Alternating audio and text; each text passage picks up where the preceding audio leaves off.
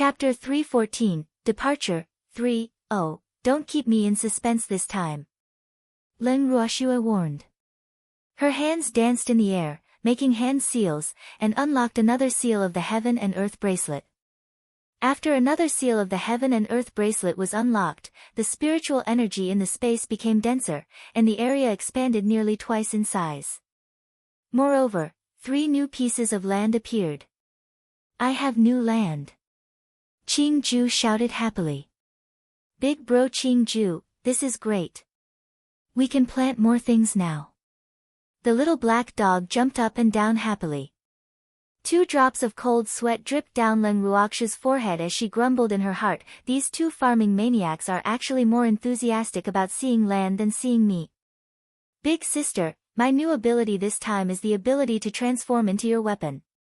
Qing Ju took the initiative to speak before Leng Ruoxue could ask and immediately disappeared after speaking. Transform into my weapon. This isn't bad, Leng Ruoxue murmured to herself. Ha, Shuer, you're finally out. Leng Qingtian and the others, who felt the change in space, all came to the purple bamboo house. Grandpa, when did you come out of seclusion? Leng Ruoxue asked curiously. Old Lin and I have been out for almost a month. Ruhan and the others were a little later, Leng Qingtian explained with a smile. Grandpa, should we advance now? Leng Ruoxue asked. Shuer, wait, we don't need to rush our advancement. Ah. The Dragon Emperor wants to see you. He's staying in the general's mansion now. Leng Qingtian said with a troubled expression. The Dragon Emperor? Long Hao. Why does he want to see me? Leng Ruoxue's beautiful eyes were full of question marks. I don't know. Long Hao refused to tell us. He insists on seeing you, Leng Qingtian said helplessly. These days, these old men had been asking around about the purpose of these dragons' visit. But these dragons' mouths were actually more tightly shut than a clam's shell. They couldn't pry them open at all. Then I'll go see him. Leng Ruoxue sighed. After exiting the Heaven and Earth bracelet, Leng Ruoxue and Freak went directly to the Dragon Emperor. Leng Ruoxue found Long Hao lying in a chair and basking in the sun in the garden and asked directly, Dragon Emperor, why are you looking for me? Miss Leng, our dragon clan wants to recognize you as our master, Long Hao said with a smile. That's it? Leng Ruoxue was stunned. If that was all, why did the dragon clan have to be so mysterious? Yes. Long Hao nodded. Alas. It also feels pretty good to be in human form. After coming to the human world, the divine beasts of the dragon clan had transformed into human form to live these few days. Otherwise, this small general's mansion really wouldn't be able to accommodate them. Then why didn't you say anything when my grandfather asked? Leng Ruoxue really couldn't understand what these dragons were thinking. We were afraid that you would refuse, so we wanted to talk to you face to face, Long Hao said shyly. Ah.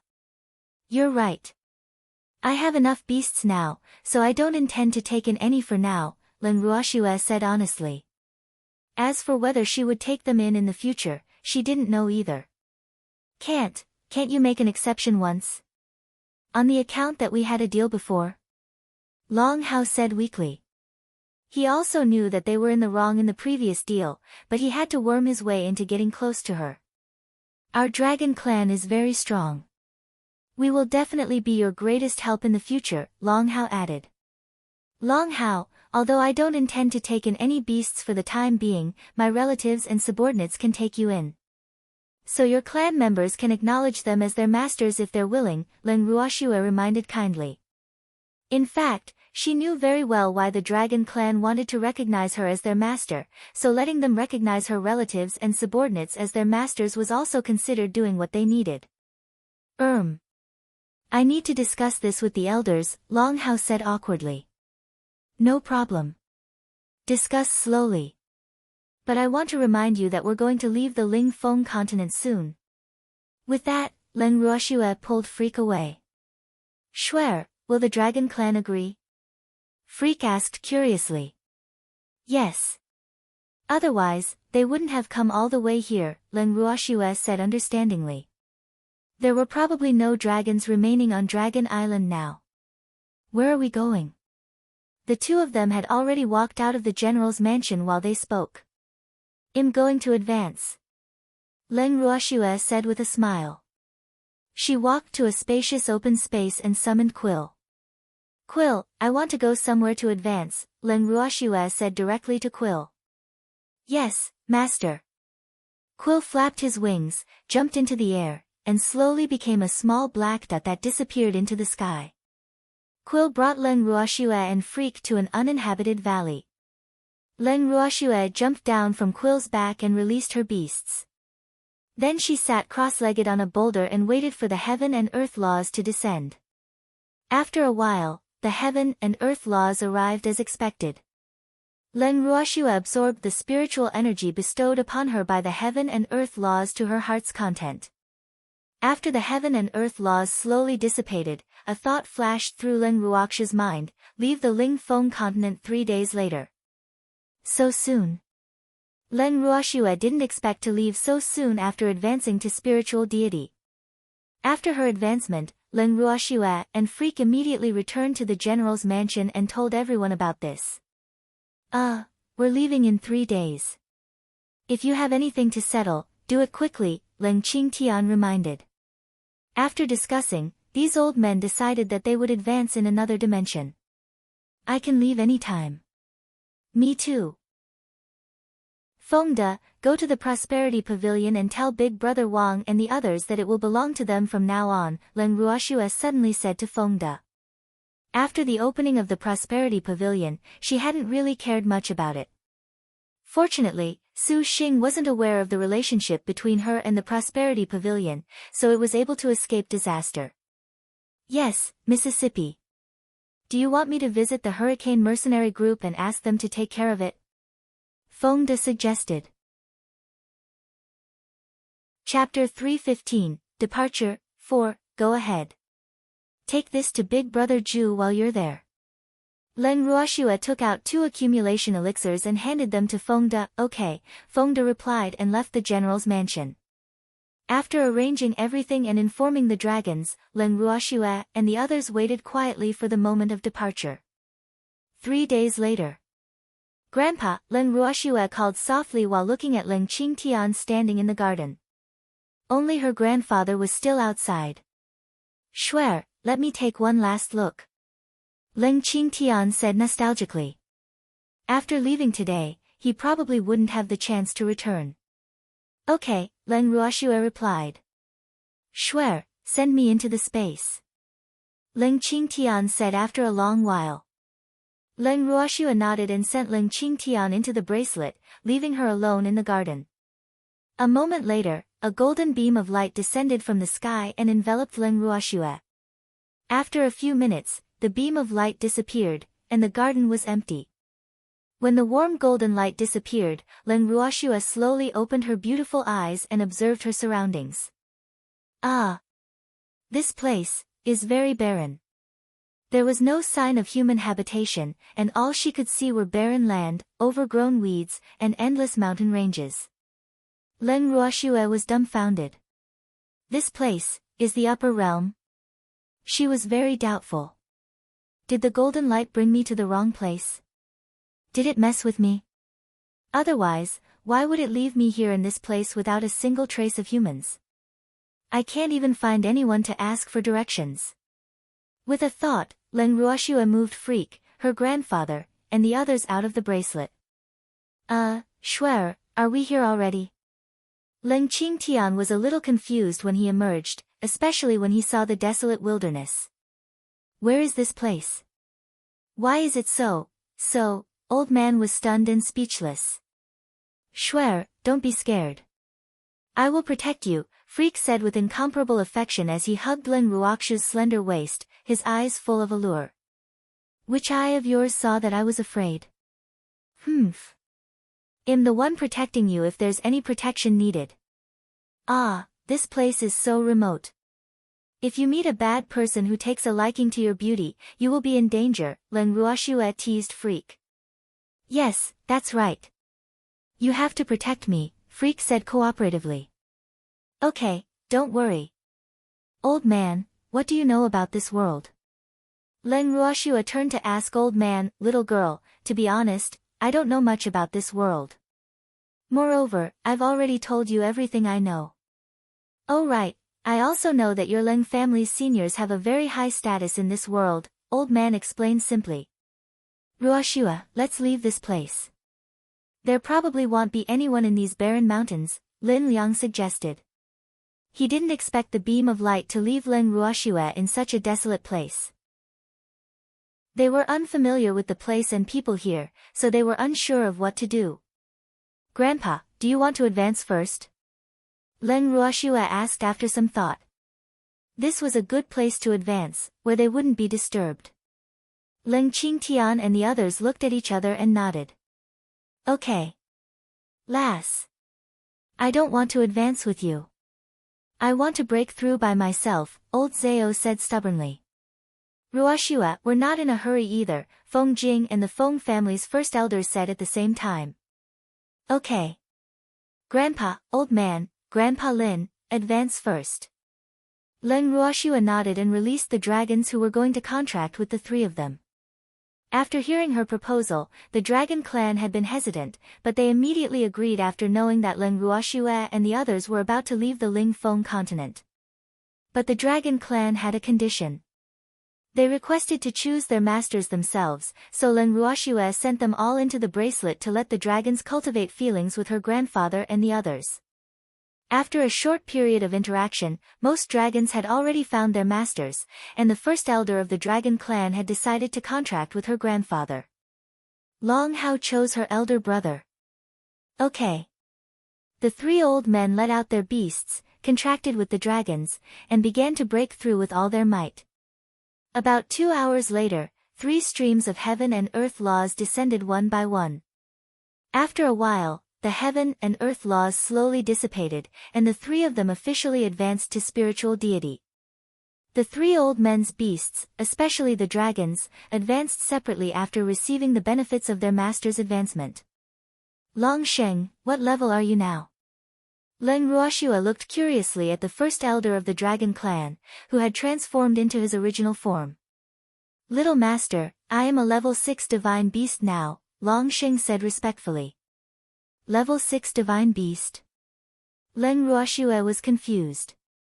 Isn't it transcendent divine beast above divine beast? Why is there still level 6 divine beast? Little master, it's like this. The divine beasts on the Ling Feng continent can actually only be considered level 1 divine beasts. They are limited by the laws of the Ling Feng continent, so they are unable to advance after advancing to divine beast. However, the level of this dimension is higher than that of the Ling Feng continent, so our strength can continue to increase in this dimension. I am now a level 6 divine beast, and the divine beast stage is divided into 9 levels. Above divine beast is transcendent divine beast, which is also divided into 9 levels, Long Sheng explained. This information was obtained from his inherited memory just now. Oh.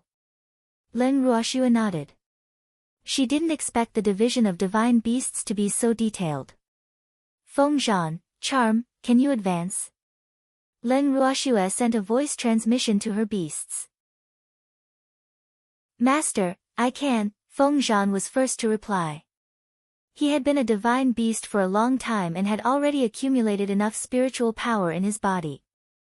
Advancing a few levels would definitely not be a problem. Master, me too, Charm replied. Master, I can also advance, White Dawn echoed. Master, Leng Ruoxua didn't expect that most of her beasts would be able to advance. This was definitely good news for her. Chapter 316, Entering Boundless Heaven, 1, with a thought, Leng Ruoxua released all the beasts that could advance. After they emerged, they immediately transformed into their true forms and found spots to prepare for advancement. After a while, streams of heaven and earth laws descended non-stop in the barren mountain range, creating a dazzling sight. Only after a few hours did the aftershocks of the advancement gradually disperse. The beasts remained on the spot with their eyes closed to regulate their breathing. The advancement of the beasts naturally brought incomparably tremendous benefits to Leng Ruoxue. Now, the spiritual power in her body was already showing signs of liquefying. Ruoxue. The advancement of your beasts is really too spectacular, Lin Liang said in amazement. Although it wasn't the first time he had seen such a scene, he felt incomparably shocked every time he saw it. Ha, Grandpa Lin, it will also be like this when you contract more beasts, Leng Ruoxue said happily. Forget it. I don't have abnormal mental strength like you, Lin Liang said with slight jealousy. Even though the higher the level, the stronger the strength, and the more beasts people could contract, no one could contract beasts infinitely like Leng Ruoxue because their mental strength was limited. If they exceeded the limit of their mental strength, not only would they be unable to contract with any beasts, they would also suffer a backlash and become fools. Grandpa Lin, then quickly increase your strength. If you are stronger, there will naturally be many beasts you can contract, Leng Ruoxue comforted. Yes, strength is really too important. Lin Liang sighed. Beloved master, guess what level your darling is now? Darling, who had already consolidated his cultivation, jumped into Leng Ruoxue's arms in his transformed form and said coquettishly. Boo-hoo. Beloved master, you haven't hugged me for so long. I miss being hugged so much. Leng Ruoxue raised the small and cute purple fox in her arms and said very seriously, Level 2 Divine Beast? No, beloved master, you look down on darling too much. Boo-hoo, darling complained aggrievedly with tears welling up in his beautiful silver eyes. Ah. Don't cry. I'm just joking with you. I know that you're now a level 3 Divine Beast. Leng Ruoxue coaxed, her forehead full of black lines. She might not be able to see the levels of other divine beasts now, but she was still clear about the strength of her beasts. But what surprised her was that White Dawn had actually advanced to Transcendent Divine Beast. Okay. Darling nodded in satisfaction and rubbed against Leng Ruoxue's beautiful face. Master. Charm also transformed, jumped onto Leng Ruoxue's shoulder, and lay down after consolidating his cultivation. Charm, not bad. Leng Ruoxue praised while caressing Charm's snow-white fur gently. Charm was already a level 5 divine beast. Master, there's still me. A small fiery red bird flew to Leng Ruoxue's other shoulder. Master, I'm the strongest now apart from that cat, Feng Zhan said proudly. You damn bird. How dare you call me a cat? I'll pluck all your fur out and turn you into a bald bird. White Dawn roared furiously. Master, I was threatened by the feline. Feng Zhan's little wings pointed at the white tiger as he glared at him in complaint. Don't call me a feline. White Dawn hollered. Ah. Stop arguing, Leng Ruoxue said helplessly. Alas. Those old men bicker all day, and my beasts quarrel often as well. She was really helpless. Master, I request to duel with this damn bird. White Dawn said through gritted teeth. Humph. Master doesn't allow her beasts to fight, but I can always take the proper route. I refuse. You're stronger than me. This is very unfair to me, Feng Zhan said indifferently. Stop it, both of you, Leng Ruoxue warned. Yes. The two aggressive beasts immediately became well-behaved. Grandpa, let's leave this place.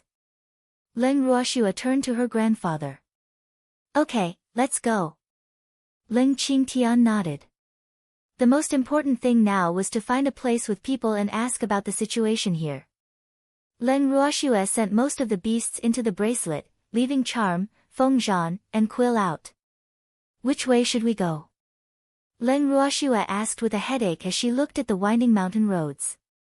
Although their current location was uninhabited, there were too many forked roads in the mountains that they were unable to figure out. Let's go south. Leng Qingtian said as he looked at the terrain. Okay, Quill, bring us south. Leng Ruoxue ordered. Yes, master. Come up. Quill flew into the air and enlarged his body. After Leng Ruoxue and the others sat on Quill's back, Quill flew them toward the south.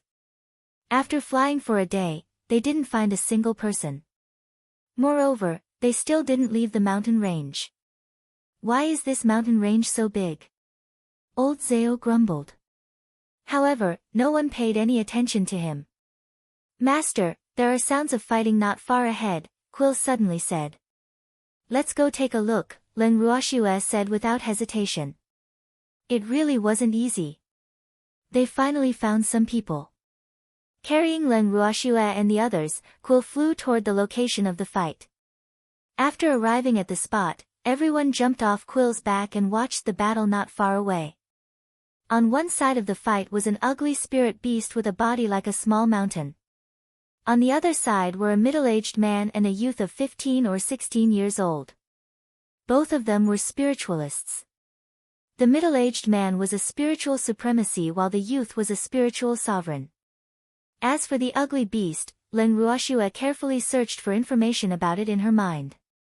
It was an earth alligator. Moreover, it was a level 1 divine beast. Earth alligators were beasts that excelled at defense. Their greatest characteristic was their thick skin, which was also a good material to refine armor. The two humans fighting it were gradually showing signs of defeat. After all, they were weaker than this earth alligator. Besides, its defense was extremely abnormal, so it would be only a matter of time before they were defeated. Chapter 317, Entering Boundless Heaven, 2, Leave this place quickly. It's dangerous. The middle-aged man had already discovered Leng Ruoxue and the others and hurriedly shouted anxiously. Ha, so many delicacies have come knocking on my door. Don't even think about leaving today. The earth alligator laughed arrogantly, its already ugly head looking even uglier. What is this? It's so ugly. Leng Ruoxue said disdainfully, her beautiful eyes full of provocation. You're the ugly one, the earth alligator roared furiously. Freak, it said I'm ugly. Leng Ruoxue complained coquettishly. It's okay, Schwer. I don't mind, Freak teased with a light smile on his lips.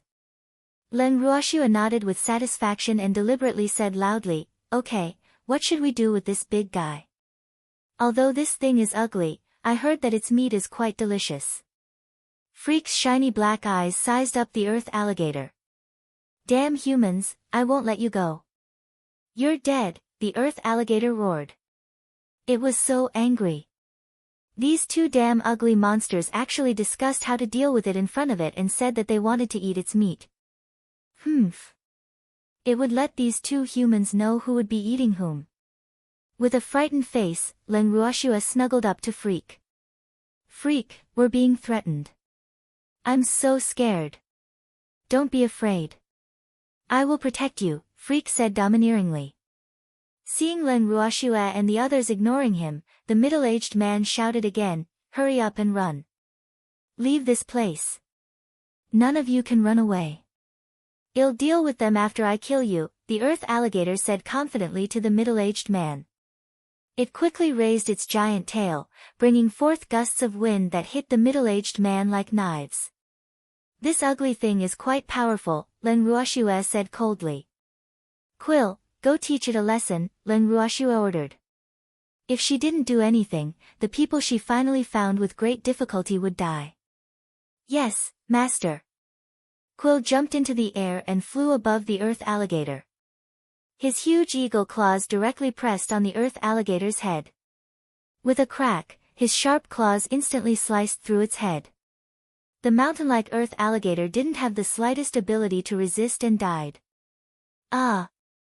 The middle-aged man and the youth looked at the scene in front of them in astonishment, dumbfounded. This black eagle is really too fierce and terrifying, they were speechless for a long time. When they returned to their senses, Quill had already skinned and cleaned up the mountain-like earth alligator. Thank you for saving us. The middle-aged man led the youth to Leng Ruoxue and the others and bowed respectfully in gratitude. It's nothing. Don't take it to heart, Leng Ruoxue said lightly. This earth alligator, Leng Ruoxua looked at the earth alligator again but was interrupted by the middle-aged man before she could say anything. Of course this earth alligator belongs to you, the middle-aged man said tactfully. Although these people were spiritual sovereigns on the surface, they had to be from a big family to have such a powerful eagle. Moreover, these people were his saviors. Even if they were not, he would definitely not be able to afford to provoke them. He knew his limits. I'll take the skin and spirit crystal of the earth alligator. Well, share half the meat, Leng Ruoxua said generously. Although she had saved them, she also needed their help, so she wouldn't be stingy when it was time to be generous. Ah! Thank you, Mississippi. The middle-aged man was stunned, but he quickly reacted and didn't decline, his face full of gratitude. Miss, I might be weak, but please feel free to tell me if there's anything you need my help with, the middle-aged man continued. He really didn't expect that not only did he keep his life, but he could also obtain half of the earth alligator's meat. Although half of the earth alligator meat wasn't much compared to the value of the entire earth alligator, it was a considerable windfall for him, enough for his family to eat for half a year. I do have something to ask you, Leng Ruoxua said indifferently. Please ask away, miss, the middle-aged man said very respectfully. I want to know where we are and what's the situation here, Leng Ruoxua asked bluntly. Miss isn't from the boundless heaven continent, right? The middle-aged man said in realization. No. Leng Ruoxua didn't intend to hide it. Miss, our continent is called the Boundless Heaven Continent. We are currently in the northernmost region of the Prayer Mountain Range in the Boundless Heaven Continent. There is little rain all year round here, and the weather is hot. Therefore, this can be considered the poorest and most barren region of the Boundless Heaven Continent. Moreover, the population here is very small, the middle-aged man explained simply. Where is the nearest town? Leng Ruoxua asked. Miss, to be honest, there are mountains everywhere here, and it will take at least 10 days to reach the nearest town. Miss, my family lives in the village at the foot of the mountain. If you don't mind, please come to my house to rest first. I'll tell you in detail, the middle-aged man suggested. Okay, take us to your house. Leng Ruoxua nodded in agreement after some thought. Seeing Leng Ruoxua and the others sitting on the black eagle's back, the middle-aged man hesitated. Miss, come up and lead the way for Quill, Leng Ruoxua said. Yes. The middle-aged man stored half of the earth alligator meat in his ring and then carefully sat on Quill's back with his son. Don't be nervous. Quill won't throw you down. Leng Ruoxua saw the father and son's scared expressions and comforted them. Okay. The middle-aged man nodded. Alas, there was no way he couldn't be nervous. The blow that this black eagle used to kill the earth alligator had pierced too deeply into his heart. He was afraid just thinking about it. Chapter 318, Entering Boundless Heaven, 3. Under the middle-aged man's guidance, Quill quickly arrived at the small village at the foot of the mountain. It was a small village with only a dozen households. Leng Ruoxua and the others' arrival attracted almost everyone in the village. Dozens of eyes were looking at them curiously, but no one dared to approach. Stop surrounding us. They are my esteemed guests. Don't scare them, the middle-aged man said. After hearing what the middle-aged man said, the surrounding villagers immediately left. Hee, please don't mind.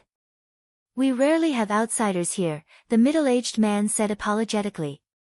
It's all right, Leng Ruoxua said nonchalantly with a light smile. Although it didn't feel good to be watched as a rare animal, she could see that the villagers were very simple, so she didn't care much. In addition, she found that those villagers were actually spiritualists. What was going on? Her heart was full of question marks. The middle-aged man led Leng Ruoxua and the others to a small yard and said slightly embarrassedly, Everyone, this is my home.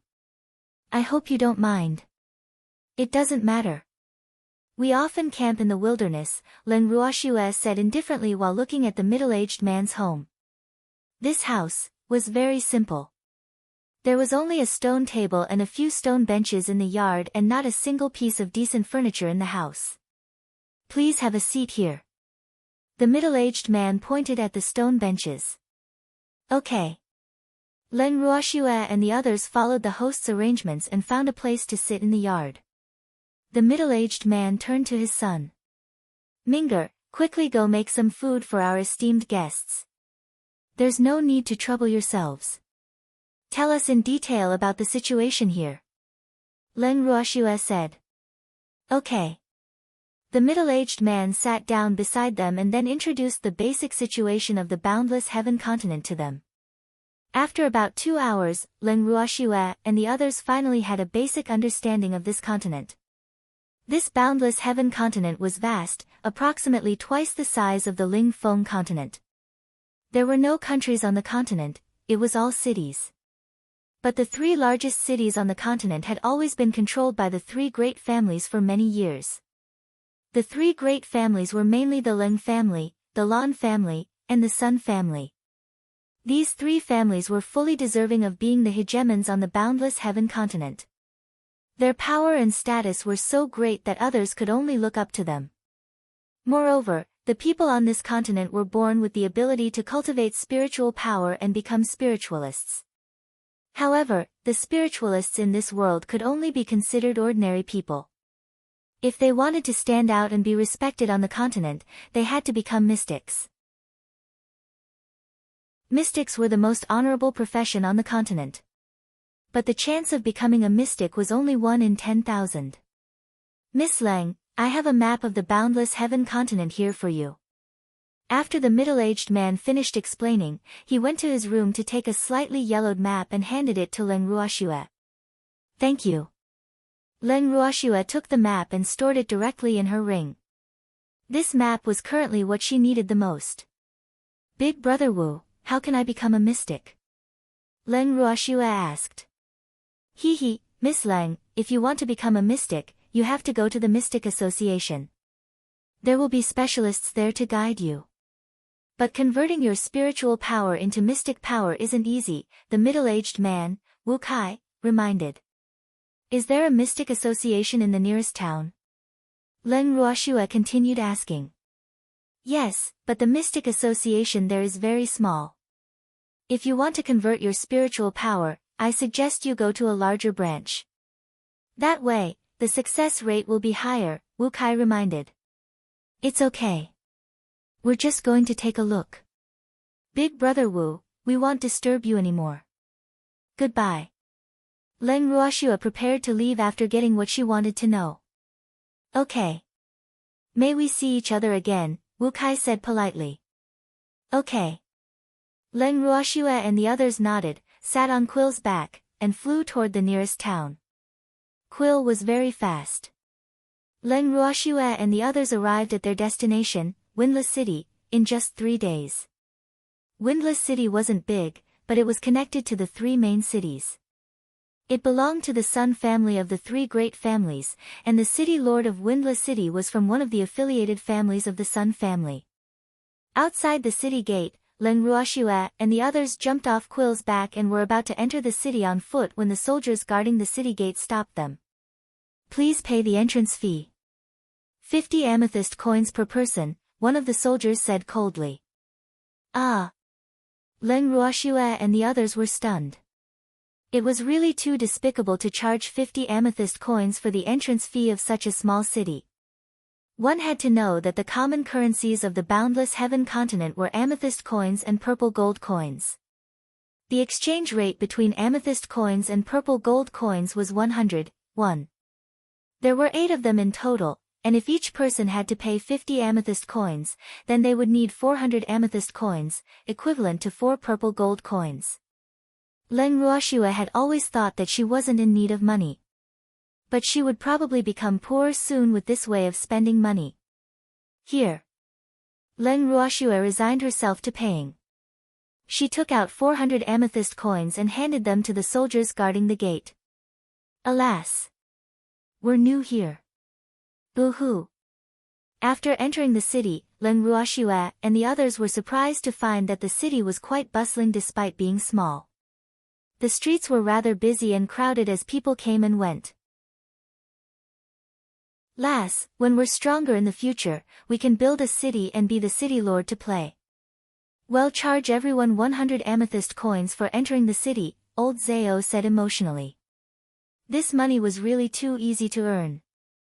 Do you think it's so easy to be a city lord? Old man said disdainfully. TCH, I didn't say I wanted to be the city lord. I just want to collect money, old Zao said nonchalantly. Then you can just be a city guard. What city lord? Old man argued. You, stop arguing.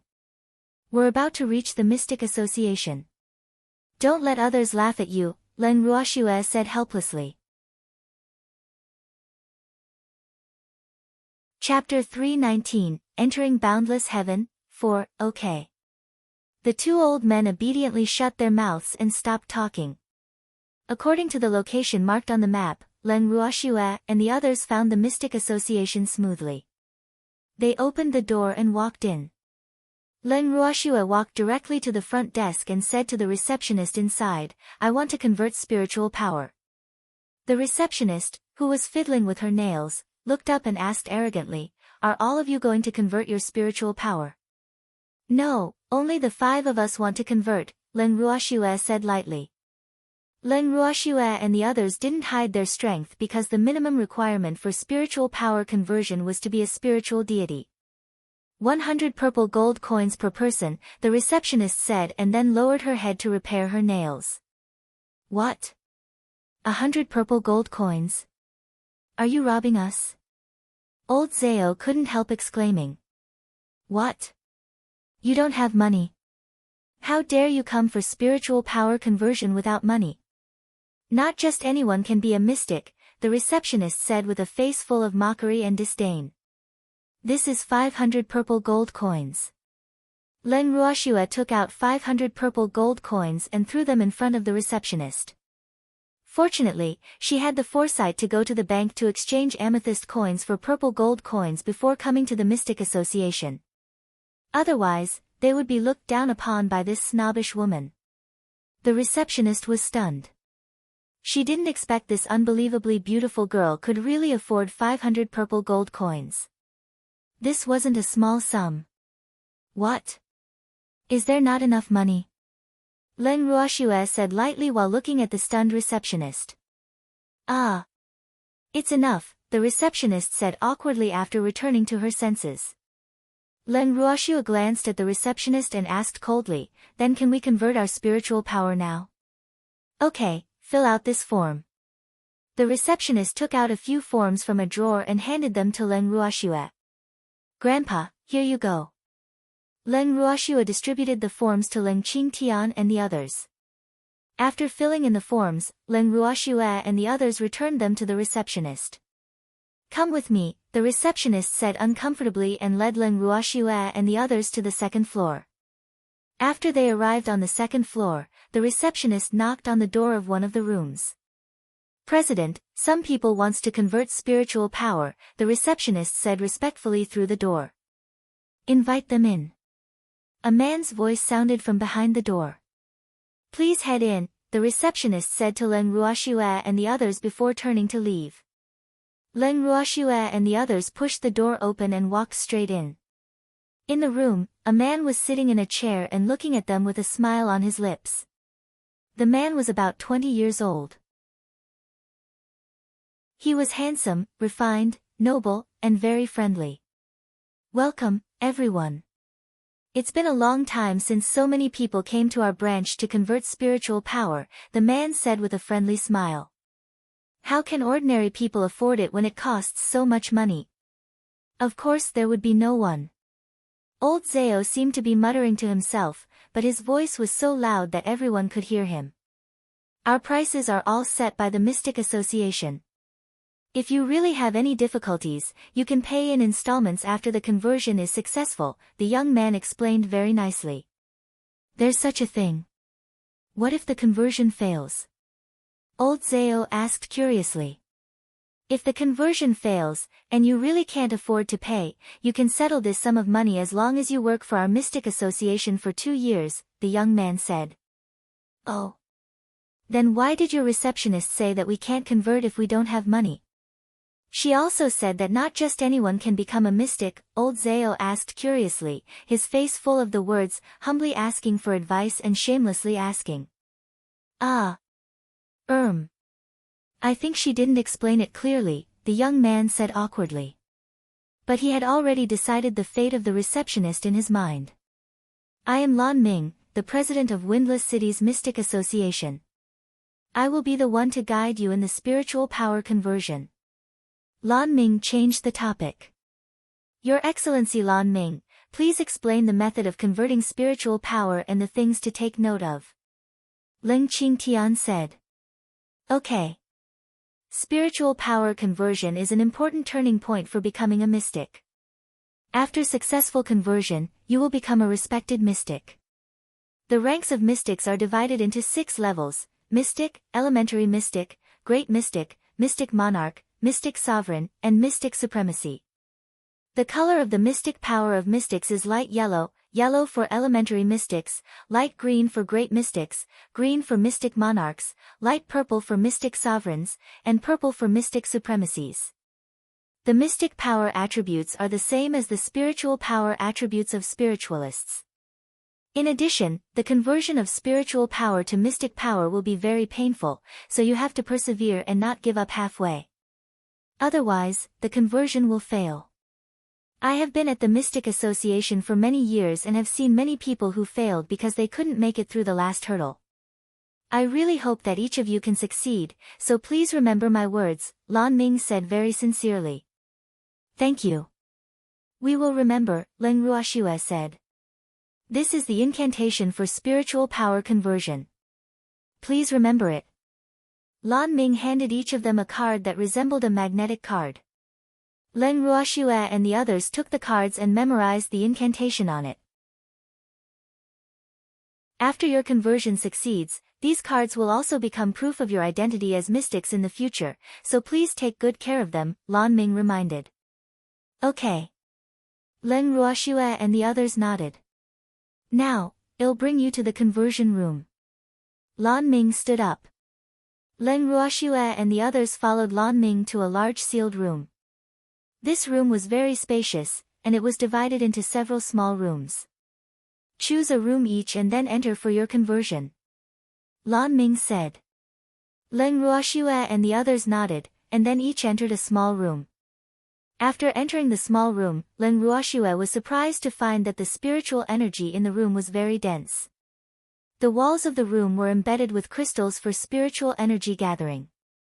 The room was not big, with only a small table and a sitting mat. Chapter 320, The 4 Evils of Windless City. 1. Leng Ruoxue sat cross-legged on the sitting mat, chanted the incantation in her head, and began to convert the spiritual power in her body. How long does it take to convert? Half an hour later, old Zao, who was waiting in the big room, couldn't help asking. It varies from person to person. The longer the conversion time, the higher the aptitude, and the greater the future achievements, Lan Ming explained very patiently. How long is the fastest time? Old Zao asked. At least an hour, Lan Ming answered. Oh. Old Zao stopped talking and closed his eyes to pretend to be asleep. But 3 hours later, none of the 5 people who had entered came out. Say, President, it's been 3 hours. Why aren't they out yet? Old Zao asked worriedly. This proves that their aptitudes are very good, Lan Ming said calmly. Taking longer than 3 hours for the conversion was enough to prove that their aptitudes were in the upper middle range. If they could succeed, such talents would basically be specially nurtured by their family. Another 3 hours later, a stream of heaven and earth laws finally descended. This is the damn old man's room, old Zao murmured. Seems like he succeeded, Lan Ming said in surprise. It actually took 6 hours, and it was a success. It was really incredible. Basically, those who succeeded in their conversion after more than 5 hours had top-notch aptitudes. Humph. It's just blind luck, old Zhao said disdainfully. Ah. 2 drops of cold sweat dripped down Lan Ming's forehead. Was there such blind luck? In that case, probably everyone would want to be blind. After a while, Old Man emerged from the small room, feeling refreshed. Not bad. Congratulations on becoming a mystic, Lan Ming said to Old Man. Thank you, President Lan, Old Man replied politely. You can now drip your blood on your card for it to recognize you as its master. Your identity will then be recorded on it. At the same time, you will also become a member of our Mystic Association, Lan Ming explained. What benefits are there for joining the Mystic Association? Old Man asked very pragmatically after binding the card with his blood. The businesses of our Mystic Association are spread all over the entire boundless heaven continent. As members of the Mystic Association, we enjoy the first right to purchase and the lowest discount. The higher your strength and status, the larger the discount you'll enjoy, Lan Ming said with a light smile. Even though this old man's question was very realistic, he admired his straightforwardness. We still have to spend money. We don't have money. Old Man said with a bitter face. Ah. Lan Ming was speechless. He had never heard of any mystic lacking money. With your aptitudes, after becoming mystics, your family will definitely do their best to nurture you, so you don't have to worry about money at all, Lan Ming continued to console. We don't belong to any family. Old Man sighed. That's okay. When you become mystics, many families will want to win you over, Lan Ming said helplessly. But he couldn't help wondering if this old man was doing it on purpose. In fact, he was right. Old Man was doing it on purpose. While Old Man was chatting with Lan Ming, another stream of heaven and earth laws descended.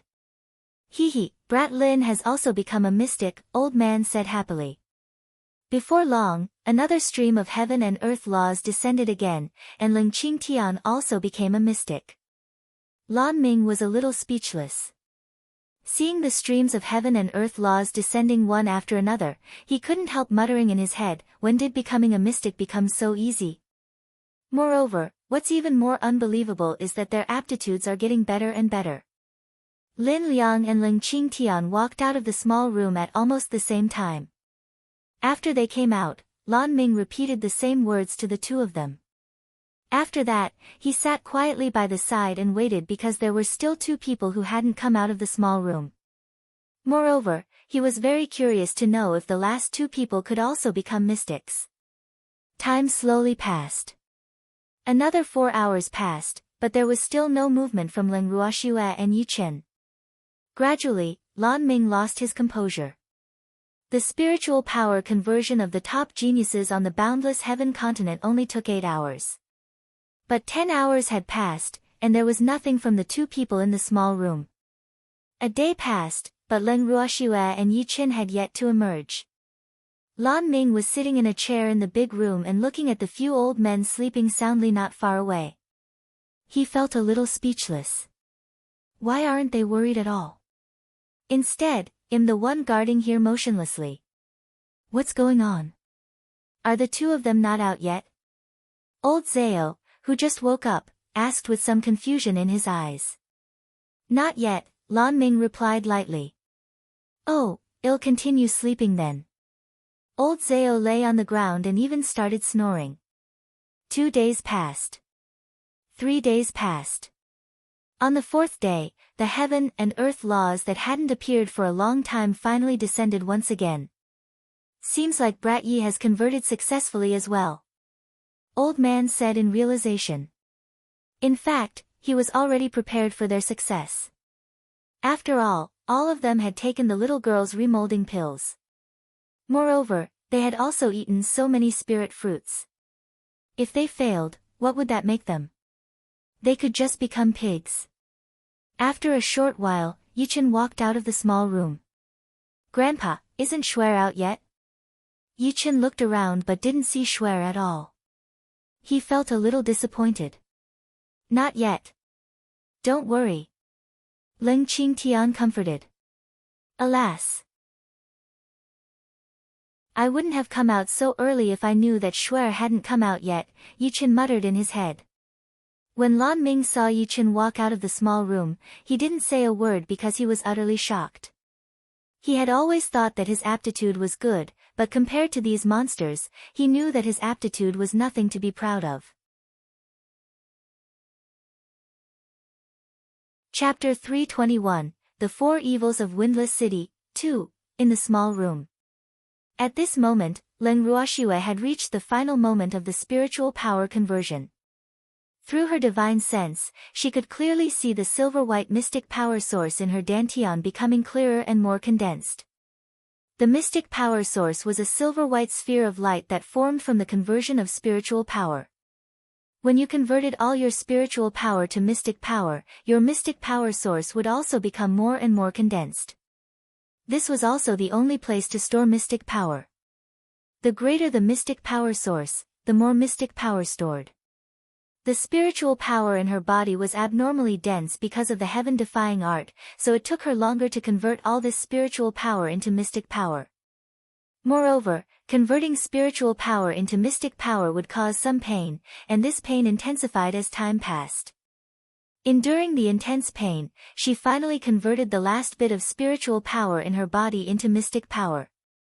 She released her beasts from the bracelet before the heaven and earth laws descended, and the transformed beasts instantly crowded the entire small room. Then the heaven and earth laws that enabled her to become a mystic descended. After the heaven and earth laws dissipated, Leng Ruoxue quickly sent the beasts back into the bracelet while she continued to stay in the small room to consolidate her cultivation.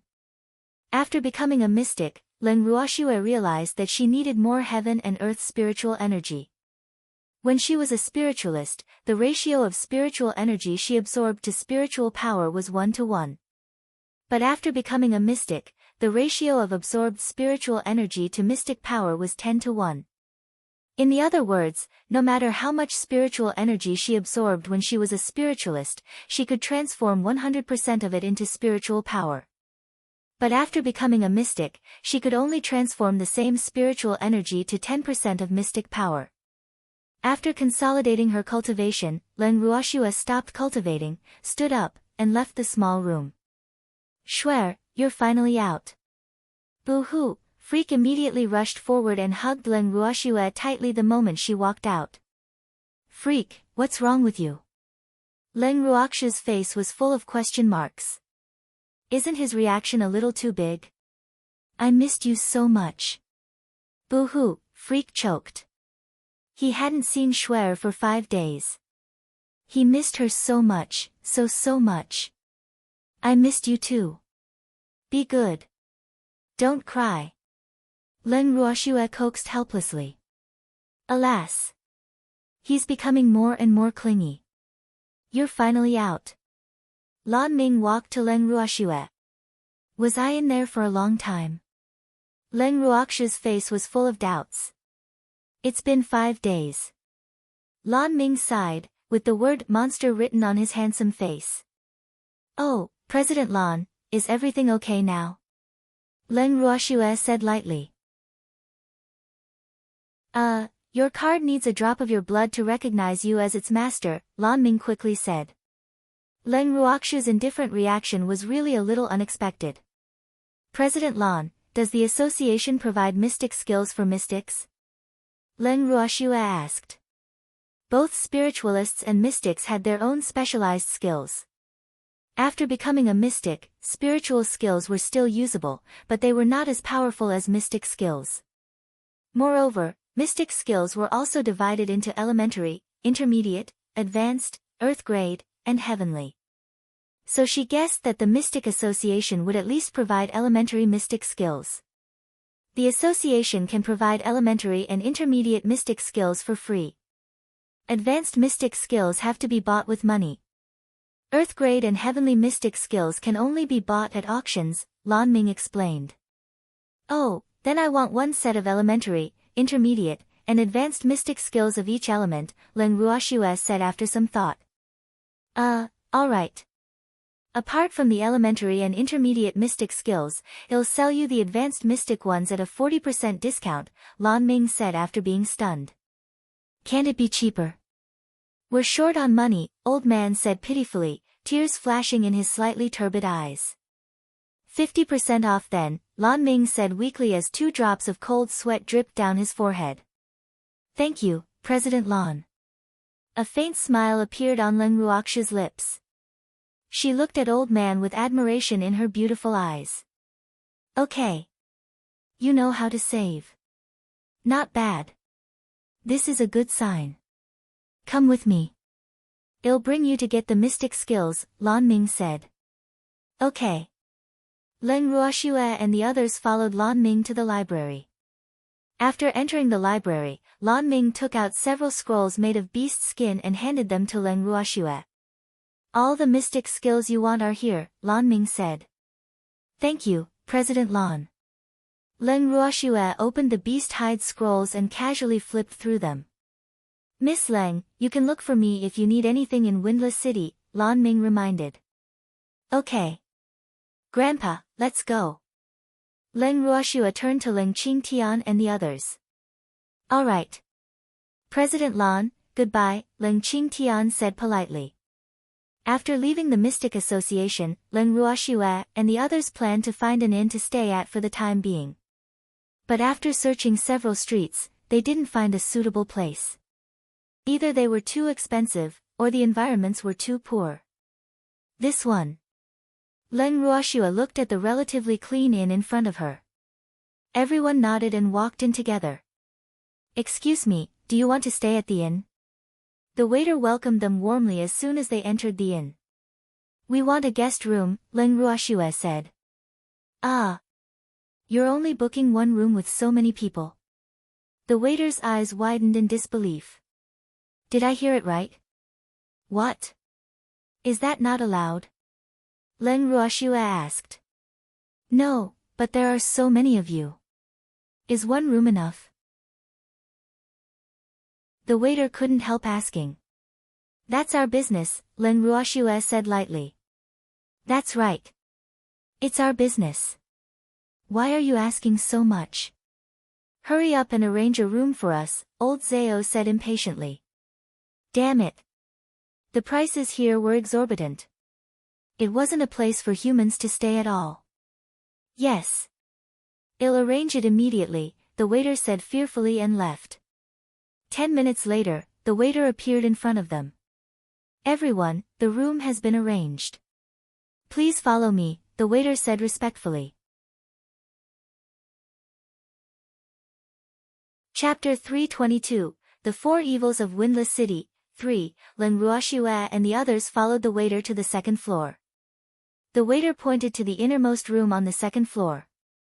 Everyone, this room is the best in our inn. Are you satisfied with it? Leng Ruoxia pushed open the door and walked in. She looked around at the layout of the room and said, not bad. Would you like some food? The waiter asked. No need, Leng Ruoxia said lightly. I'll take my leave then. If you need anything, just instruct me at any time. Then the waiter left. After everyone entered the room, Leng Ruoxia closed the door. Then with a thought, she moved Leng Qingtian and the others into the bracelet. Ah! This place is still the best. Old Zhao exclaimed after returning to the space. Of course, idiot. Old man curled his lips. Grandpa, what do you want to eat tonight? Leng Ruoxia asked. Sure, let's try the earth alligator meat. Leng Qingtian suggested. It had been a few days, but they had yet to have the chance to taste the meat. Okay. Lass, let's eat that ugly thing tonight. Old Zhao agreed, almost drooling. All right. Leng Ruoxia said. She hadn't eaten that thing before. Qing Ju. Leng Ruoxia called out softly into the void. Big sister. Qing Ju and the little black dog appeared in front of Leng Ruoxia at the same time. Qing Ju, Grandpa and the others want to eat earth alligator meat tonight. Cooperate with them, Leng Ruoxia ordered. Okay, big sister, Qingju answered. Grandpa, I'll have to trouble you with dinner. I'm going to learn mystic skills, Leng Ruoxue said slightly coquettishly. Go. Leng Qingtian nodded. Leng Ruoxue and Freak returned to the purple bamboo house. After entering the house, she took out the mystic skills and placed them in front of them. Freak, I'll let you learn the dark attribute ones first. Leng Ruoxue found a beast hide scroll with dark attribute mystic skills and handed it to Freak. Okay. Freak took the beast hide scroll, opened it, read it once, and memorized the techniques for dark attribute mystic skills. He then returned the beast hide scroll to Leng Ruoxue. You finished reading it already? Leng Ruoxue said speechlessly. So speed. It's just elementary mystic skills. It's not difficult, Freak said nonchalantly. That's true. Leng Ruoxue nodded. They were only the lowest level mystics now, so they could only learn elementary mystic skills. Schwer. You can learn later. Freak said with a face full of joy. His pitch-black and bright eyes flashed with more than 100,000 volts of electricity. Ah. What do you want to do? Leng Ruoxue pretended to be stupid while her heart was thumping non-stop. Damn Freak, seducing me again. I want to kiss, he said bluntly, not giving her a chance to pretend to be stupid. No, I'm the one going to kiss you. Leng Ruoxue said domineeringly. Then she unceremoniously lowered Freak's head and kissed him fiercely. The two of them kissed for a long time. Leng Ruoxue felt that she was about to suffocate, so she left the enchanting lips of Freak. But he wasn't satisfied. Oh, Schwer, I want more. Boo-hoo. I haven't kissed her enough. I'm suffocating, Leng Ruoxue complained, pouting her pink lips. Then I'll give you mouth-to-mouth resuscitation. Freak smiled cunningly and took the initiative to press his lips against Leng Ruoxue's to give her mouth-to-mouth resuscitation. Outside the purple bamboo house, everyone was busy preparing dinner. But it was full of spring in the purple bamboo hut. Stop kissing. Leng Ruoxue panted heavily. She would faint if he continued kissing her. Schwer, I'm just giving you mouth-to-mouth resuscitation. Freak's eyes rippled with lust, letting out sparks. Hearing this, Leng Ruoxue wanted to knock her head against tofu. She regretted it so much. This phrase was just to coax ball at the time. She didn't expect Freak to use it all the time as an excuse to kiss. Boo-hoo. Schwer, I'll let you go today. Hurry up and learn your mystic skills. Freak chuckled. But the words, "I'll make up for it in the future" were clearly written in his pitch-black eyes. Then don't you dare paw me. Leng Ruoxue warned. Hee, you just reminded me. Freak's incomparably handsome face was full of a smug smile. Then he stretched out his long arm and pulled Leng Ruoxue into his arms, hugging her tightly. Damn Freak, how can I learn like this? Leng Ruoxue roared angrily. Boo-hoo. Why can't I do anything about him? Schwer, you do yours, and I'll do mine. We won't disturb each other. It'll be fine. Freak said proudly. He really admired his idea. Leng Ruoxue looked at Freak's very annoying expression and was speechless for a long time. Alas. She wanted to fight but couldn't bear to. What should I do with him? Schwer, quickly learn. We're going to eat soon, Freak urged while resting his head on Leng Ruoxue's fragrant shoulder. Alas. Leng Ruoxue sighed heavily, then resigned herself to her fate and picked up a beast hide scroll to learn. Freak watched Leng Ruoxue intently from the side. Oh, Schwer looks so cute when she's studying seriously. Time passed. Schwer, dinner is ready. Leng Qingshan's voice sounded from outside the purple bamboo house. Got it, Grandpa. Leng Ruoxue stopped studying. Leng Ruoxue turned to Freak. Freak, let's go. Okay. Freak nodded, and the two of them exited the purple bamboo house. Leng Ruoxue and Freak came to the newly built general's mansion in the space. Everyone was sitting in the garden, eating and chatting happily. This general's mansion was specially built for Leng Ruoxue and the others by their beasts. They had hidden it from them until they completed it to give them a big surprise.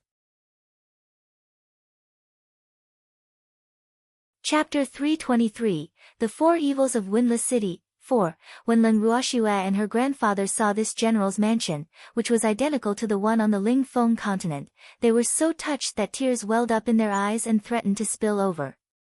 Their beasts were really too considerate. Unfortunately, her elder brother was still in seclusion and had yet to see this new home. After dinner, Leng Ruoxue and Freak returned to the purple bamboo house to continue learning mystic skills. After 2 days, Leng Ruoxue finally mastered all the mystic skills proficiently. The greatest advantage of mystic skills over spiritual skills was that they were more powerful. They were only elementary mystic skills, but they were more powerful than heavenly spiritual skills. Shuer, shall we go out for a walk? Freak suggested after seeing that Shuer had already finished learning. Okay. Leng Ruoxue knew that Freak had been staying by her side all the time for the past 2 days. Although he would occasionally take advantage of her, he was probably bored to death. Then where should we go? Freak asked excitedly. Yay! I'm going to spend some time alone with Shuer. Let's go shopping on the streets. Leng Ruoxue didn't know where to go either, but they had yet to go around the streets. Okay. Freak didn't care where they went. He just wanted to be alone with Shuer. But there were always third wheels disturbing him in the space. The two of them left the bracelet, exited the guest room, and ran into the waiter downstairs. Are you two going out? The waiter asked respectfully. Yes, we're going out for a walk, Leng Ruoxue said lightly. The waiter looked around cautiously and whispered, Dear guests, I advise you not to go out today. Ah. Why is that? Leng Ruoxue's curiosity was piqued. Because today is the day the city lord's daughter chooses her husband, the waiter said with a strange expression. What does her choosing her husband have to do with us? Leng Ruoxue asked in puzzlement. Are ordinary people prohibited from going on the streets when the city lord's daughter chooses her husband? If so, they're a little too overbearing. Miss, to be honest, the daughter of the city lord of Windless City hates women who are more beautiful than her the most. She usually thinks of various ways to get rid of such women when she meets them. And she loves handsome men the most, especially stunningly beautiful men. Any man she wants can't run away from her. Almost all the good-looking men in Windless City, except for President Lan of the Mystic Association, have fallen into her hands. You two happen to fit the likes and dislikes of the city lord's daughter, so I advise you not to go out today to avoid getting into trouble, the waiter advised earnestly. She's just the daughter of a city lord. How can she be so lawless? Leng Ruoxue really couldn't understand. To her knowledge, the city lord of Windless City didn't even seem to be a mystic. What could his daughter rely on to do whatever she wanted so wantonly? There's nothing we can do. He has a strong backer, and no one dares to provoke him, the waiter said disdainfully. Do you mean the Sun family? Leng Ruoxue asked. Not only the Sun family but also the Artificer Association. The city lord's daughter is said to be a rare 100-year talented artificer. Moreover, she is the beloved disciple of the Boundless Heaven Continent's Artificer Association's vice president, the waiter explained. Artificer Association? No wonder she's so arrogant. Leng Ruoxue said disdainfully. What she hated the most were the second-generation rich children who relied on their status and power to lord over others. But it was no wonder she was so rampant with the Artificer Association backing her. After all, only the 5 major associations were comparable to the 3 great families on the Boundless Heaven continent.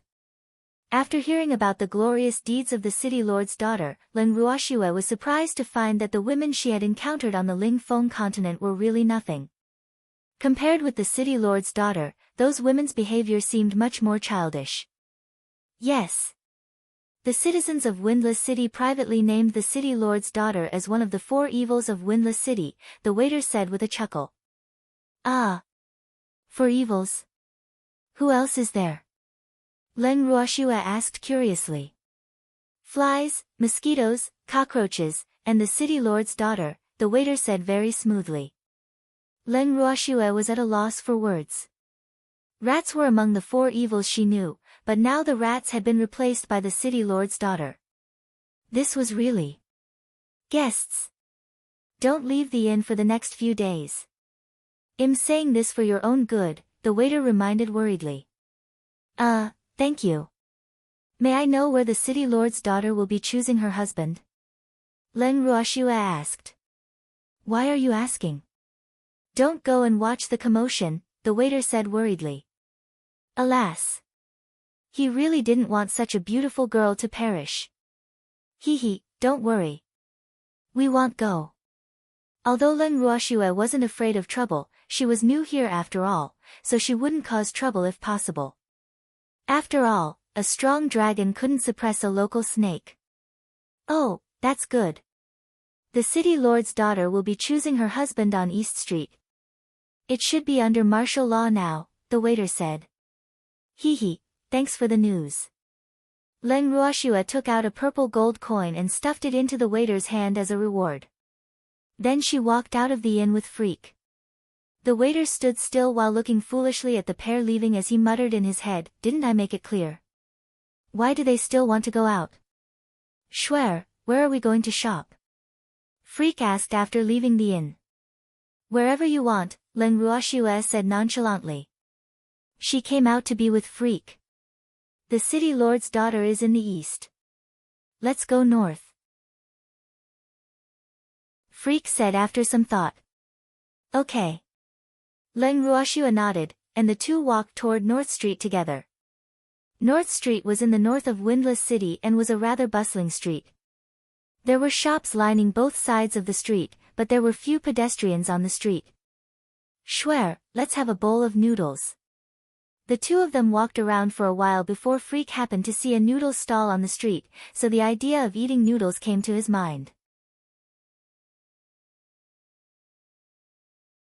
Chapter 324, The 4 Evils of Windless City, 5, okay. Leng Ruoxue nodded, and the two casually found a couple of seats to sit down. Hello, what would you like to eat? The noodle seller was an old man in his 70s. When he saw customers, he walked to Leng Ruoxue and Freak. Uncle, we want the best noodles you have, Leng Ruoxue said after some thought. Okay. Wait a moment. The old man turned around and left happily. A few minutes later, he brought 2 bowls of steaming noodles.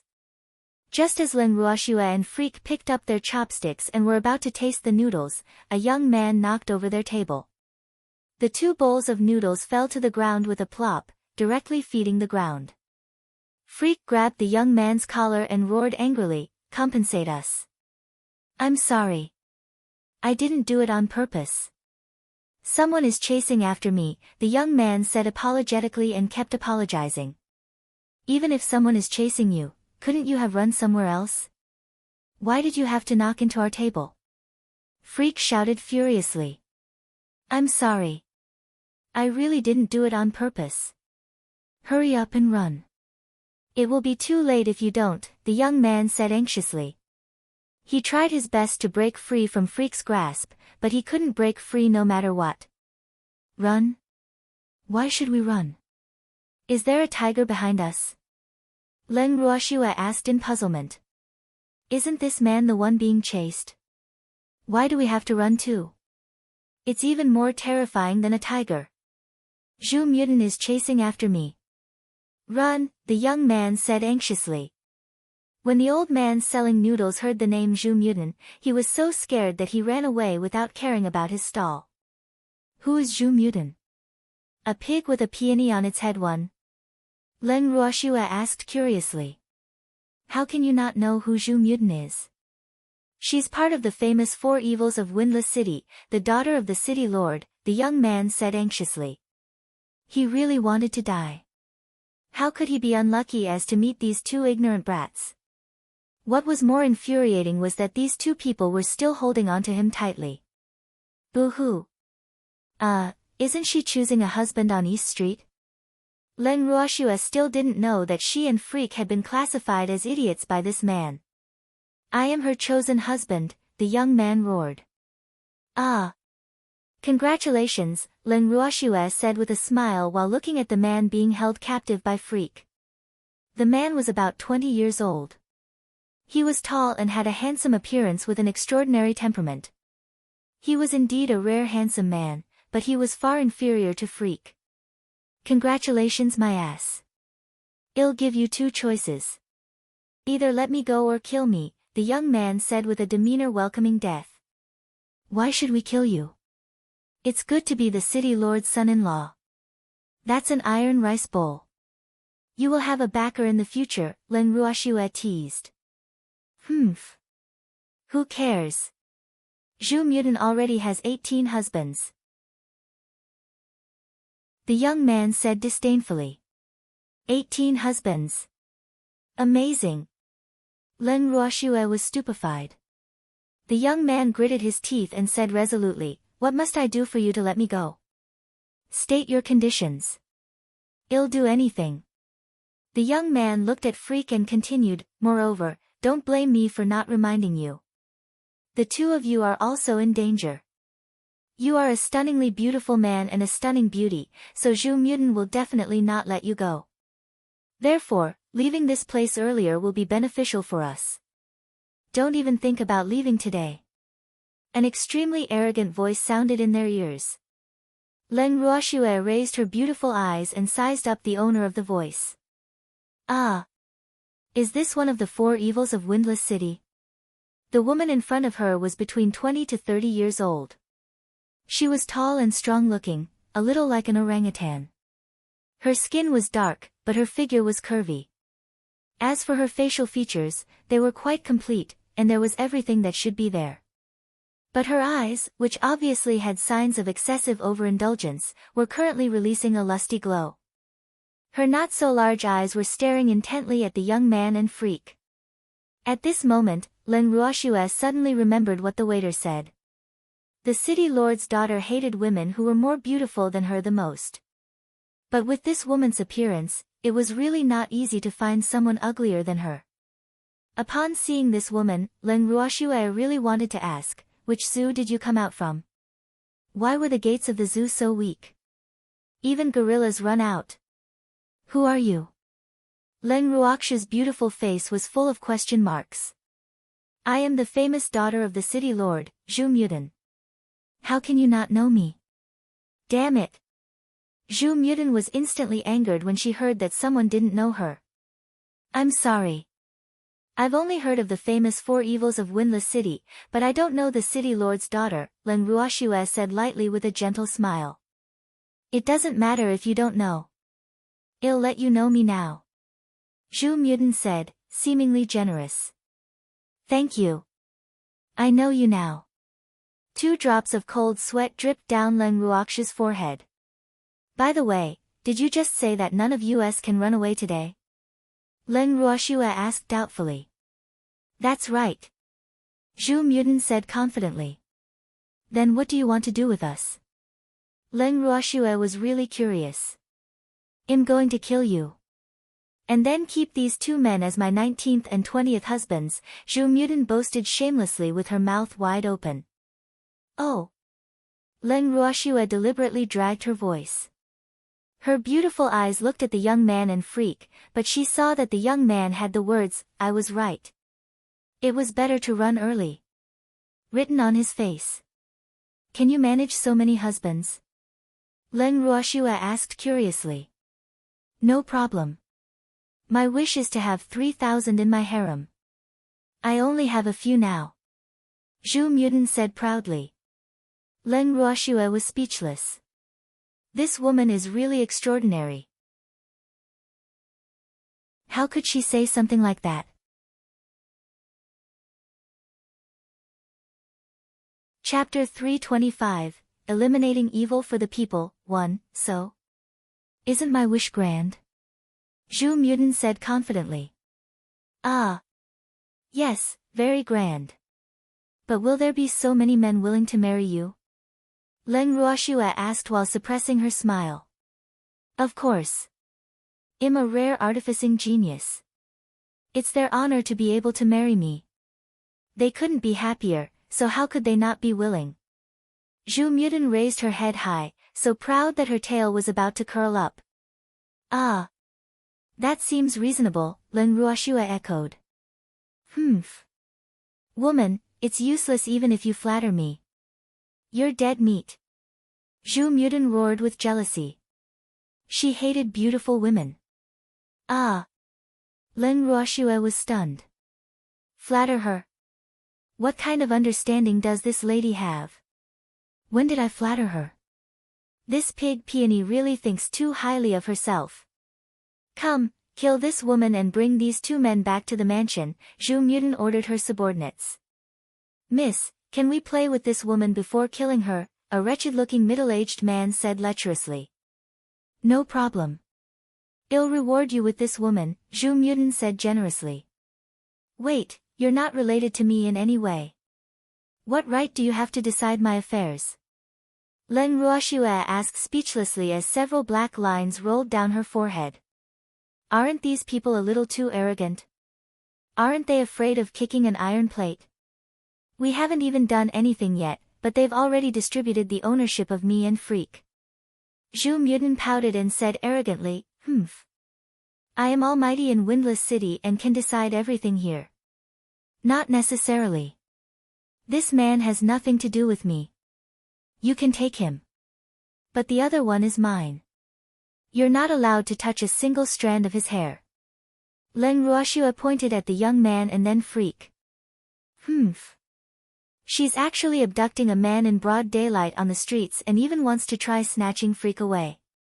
She really has no eyes. Schwer. Freak looked at Leng Ruoxue lovingly, his bright black eyes shining. After hearing what Leng Ruoxue said, the young man almost vomited blood in anger. Boo-hoo. What kind of person is this?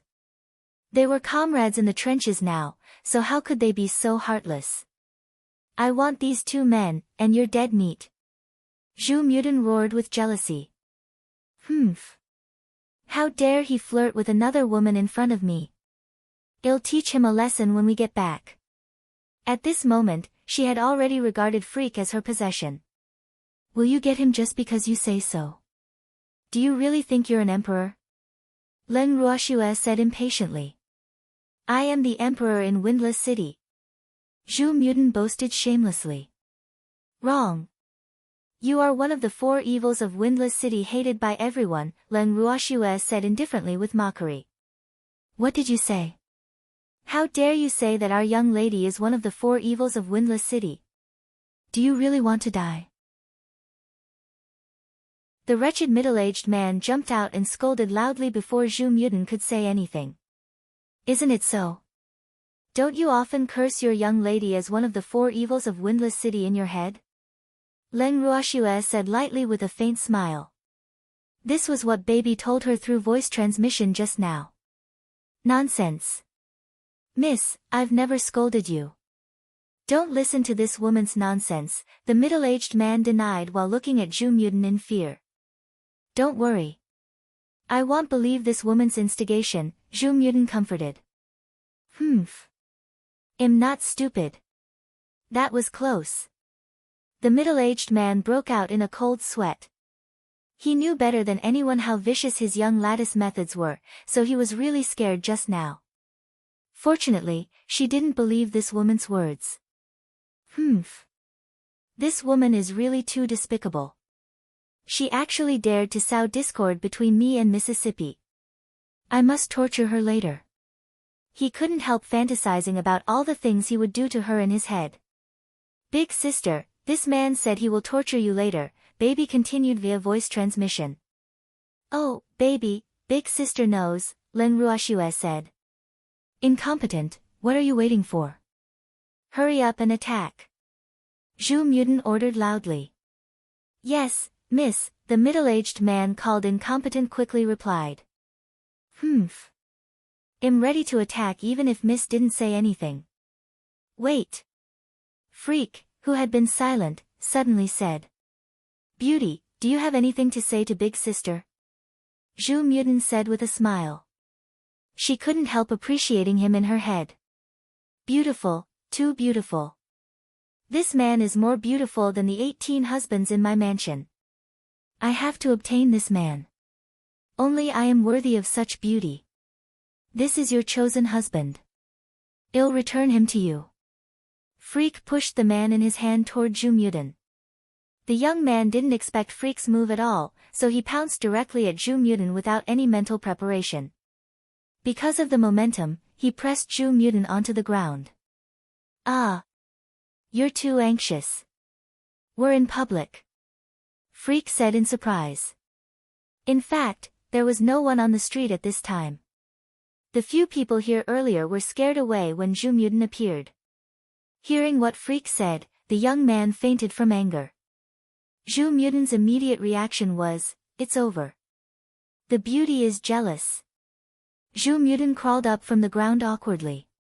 She didn't even bother cleaning up the dirt on her body before immediately saying, Beauty, don't misunderstand. Don't worry. I won't misunderstand, Freak said with a gentle smile on his lips. That's good. Zhu Mutin patted her chest, finally at ease. You have nothing to do with me, so why should I be jealous because of you? Freak said coldly as he stretched out his arm and pulled Leng Ruoxue into his arms. He had lived for so long, but he had never seen a woman who liked to flatter herself so much. In a way, this woman could be considered top grade. Chapter 326, Eliminating Evil for the People, 2, You. How dare you say that we have nothing to do with each other? How dare you? You are the man I, Zhu Mutin, have my eyes on. Let go of that woman quickly, or I will punish you according to the family law. Zhu Mutin roared, the flames of jealousy burning in her eyes. Idiot. Freak said coldly and ignored her. Incompetent. Go. Kill that woman. Zhu Mutin ordered in anger. Humph. I won't go easy this time. Yes, miss. Brothers, let's quickly teach this woman a lesson for Miss, roared the middle-aged man, who had wanted to attack several times but was interrupted. Let's go vent Miss' anger for her, the lackeys cooperatively. They waved the long sabers in their hands, slashing at Leng Ruoxue and Freak. Just kill that woman. Don't hurt my beauty, Zhu Mutin quickly reminded.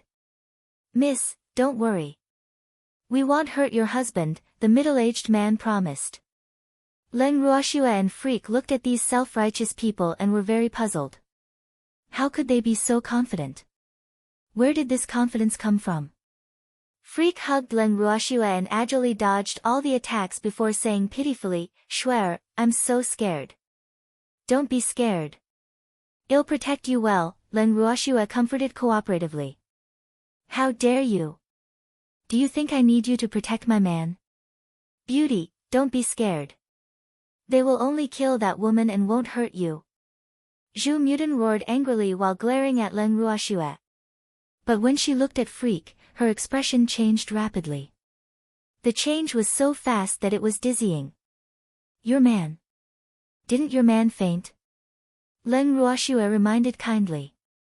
They are both my men. Zhu Mutin roared. Why are you so useless? It's been so long, but you can't even kill a woman, Zhu Mutin shouted at her subordinates. Miss, it's not our fault. They're as slippery as loaches.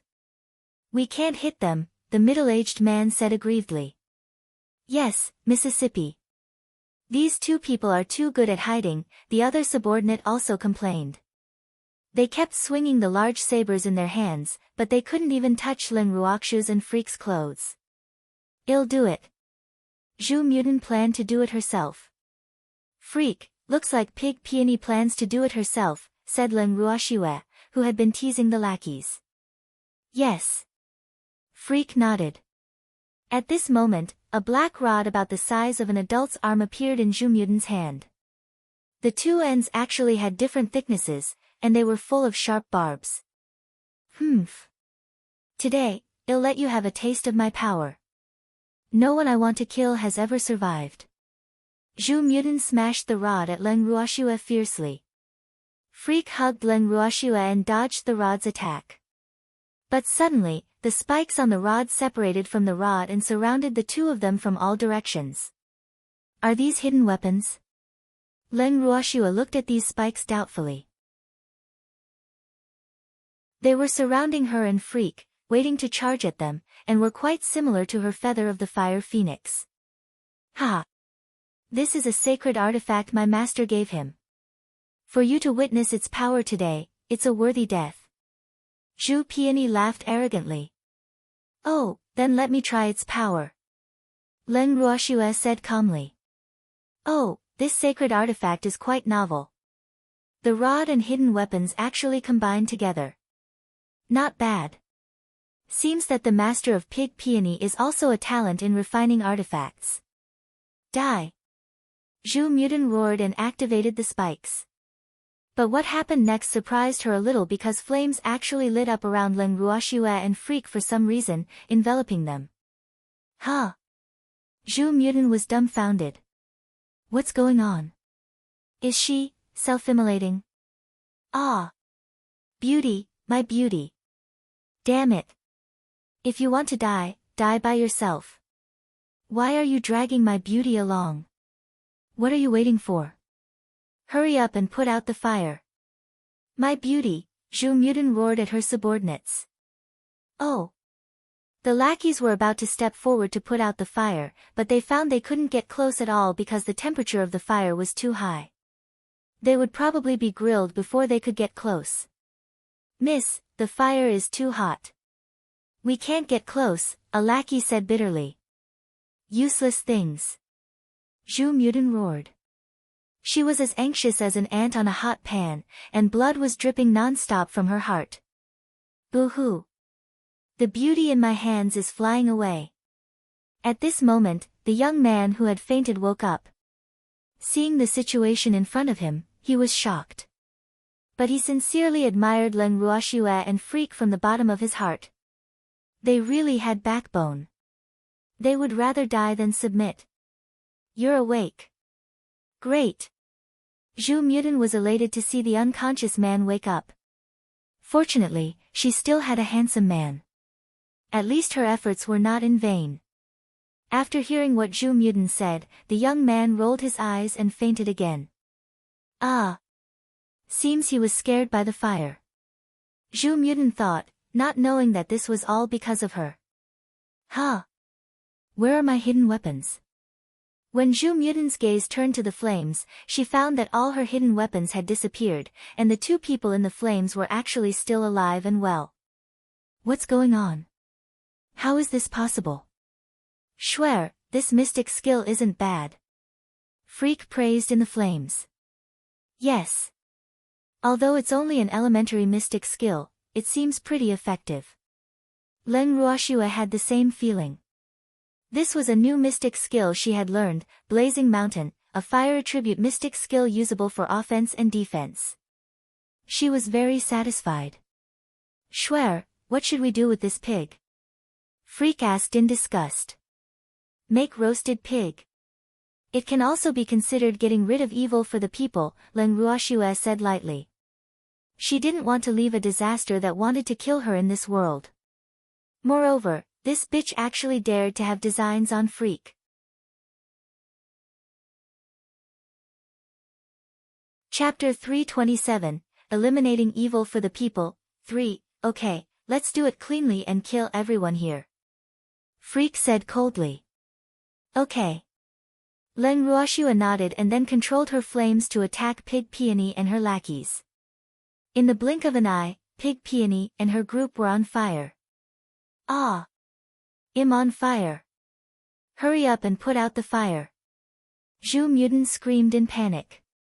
But her subordinates were only concerned about the fire on their bodies, so why would they bother about her? In an instant, the flames devoured Zhu Muda, and there weren't even any ashes left. The others didn't escape Zhu Mudan's ending either. Schwer, what about this man? Freak pointed at the fainted man. Leng Ruoxue put away the flames and said coldly, "Kill him." "Ah! Don't kill me. I won't sell you out." The young man was so scared that his entire body was trembling. He hurriedly got up from the ground and looked at them with a flattering expression on his face. Heavens! These two people are too terrifying. They even dared to kill Zhu Mudan. Boo-hoo! Why am I so unlucky? Will they really silence me? Weren't you pretending to be dead? Leng Ruoxue said with a spurious smile. "Ah. I just woke up," the young man said awkwardly. "Boo-hoo. I don't have it easy." "Swear, let's kill him for the sake of safety." "Only the dead won't betray us," Freak said indifferently with his arms crossed. "Yes, I think so too." Leng Ruoxue nodded in agreement. "No, don't kill me. I have money. I'll give you all my money. Please let me go," the young man pleaded with tears in his eyes. "Do you think we're bandits who kill and rob people?" Leng Ruoxue said with slight displeasure as 2 drops of cold sweat dripped down her forehead. "Ah! No, no. You are great heroes who rid the world of evil for the people. Really, believe me. The people of the city will be grateful to you," the young man said, full of flattery. "There's no need to be grateful. It's good as long as you don't betray us," Leng Ruoxue said lightly. "No, I will never betray you. Otherwise, I will die a horrible death." Just as the young man finished speaking, a contractor ray descended from the sky. "Seeing how sincere you are, we won't kill you." Leng Ruoxue suppressed her laughter. Ha! He probably didn't expect his words to be taken as an oath. It's what I should do." The young man wanted to cry but had no tears. "Why am I so unlucky? Boo-hoo. I only said that to express my sincerity. Who knew that the heavens would treat it as a contract? Boo-hoo.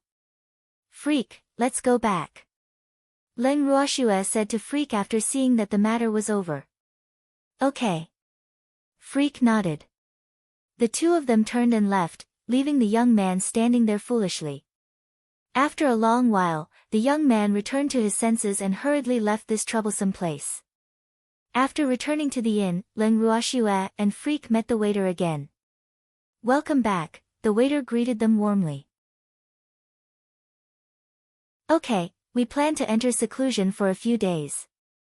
Don't disturb us," Leng Ruoxue ordered. "Okay. Don't worry. I won't let anyone disturb you," the waiter promised. After returning to their room, Leng Ruoxue and Freak directly entered the bracelet. "Swear, will there be any trouble?" Leng Qingtian immediately welcomed his granddaughter when he saw her. They had seen what happened in the space just now. "Grandpa, don't worry. Those who deserve to die are already dead," Leng Ruoxue comforted. "Oh, that's good." Leng Qingtian felt relieved to hear this. "Lass, what happened just now was really enjoyable. Count me in if there's another chance like this in the future."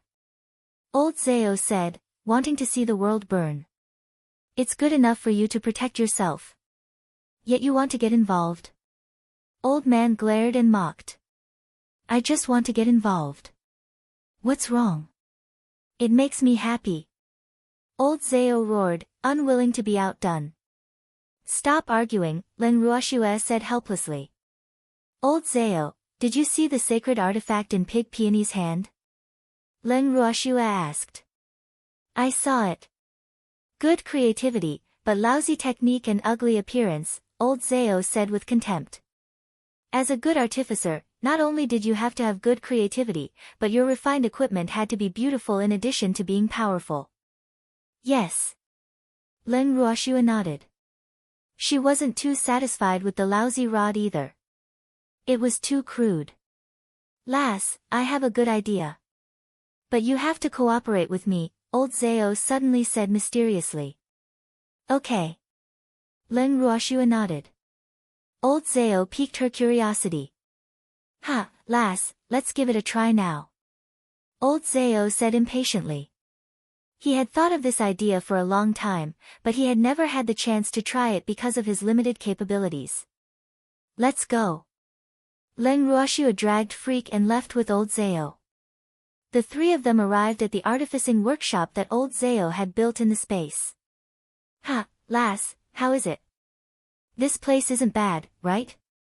Old Zao said proudly after entering the artificing workshop. Leng Ruoxue's beautiful eyes sized up the workshop's environment and then nodded. Not bad. Although old Zao's artificing workshop was not very big, it had everything. In addition to a furnace in the middle of the workshop, all the materials and items needed for artificing were actually piled in the corner. This place is so messy, Freak couldn't help saying. Ah. Don't you think it's very convenient like this? Old Zao insisted. Laziness is laziness. You're just finding excuses. Freak rolled his eyes at old Zao speechlessly. I really think it's more convenient this way. Old Zao quibbled. Old Zao, what do you want to refine? Leng Ruoxue ignored their conversation.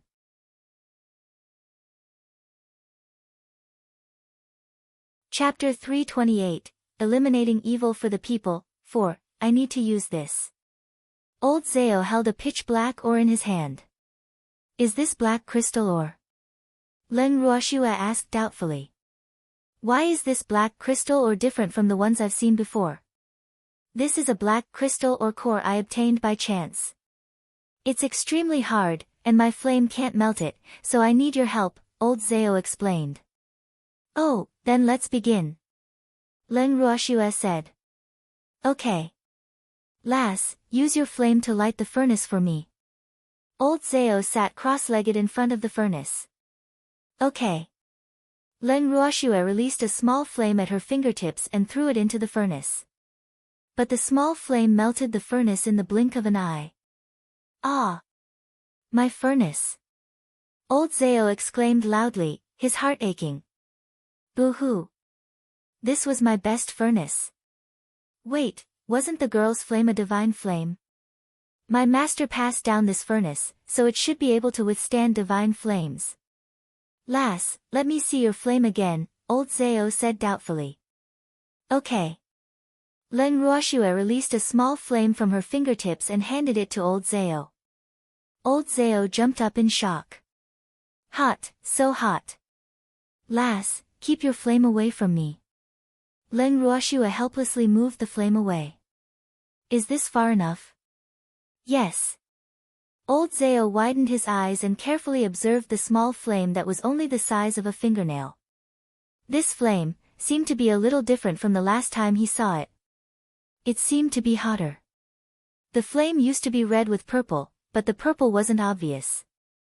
But now, the proportion of purple seemed to be getting larger, and it had become a little more transparent. Could the flame have evolved? After observing for a long time, old Zao asked uncertainly, Lass. Has your flame evolved? Yes, it has already evolved twice, Leng Ruoxue said lightly.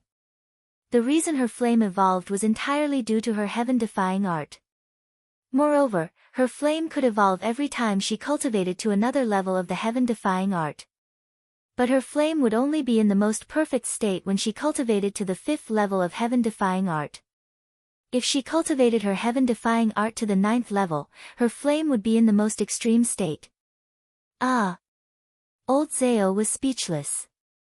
He had lived for so long, and this was the first time he had heard that flames could evolve.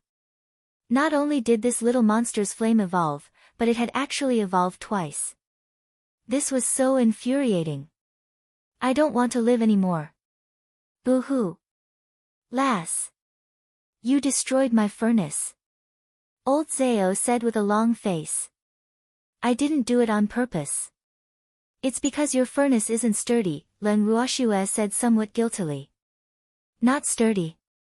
This furnace belonged to my master's master's master's master's master's masters. It was handed down generation after generation. We used it for thousands of years, and it was always fine, but you destroyed it all at once. Boo-hoo. I don't want to live anymore. I don't have the face to see our old ancestors from my artificing lineage anymore. Boo-hoo, old Zao wailed while praying in his heart. Lass. Hurry up and say it. Compensate me. Leng Ruoshua looked at the crying old Zao with a face full of black lines.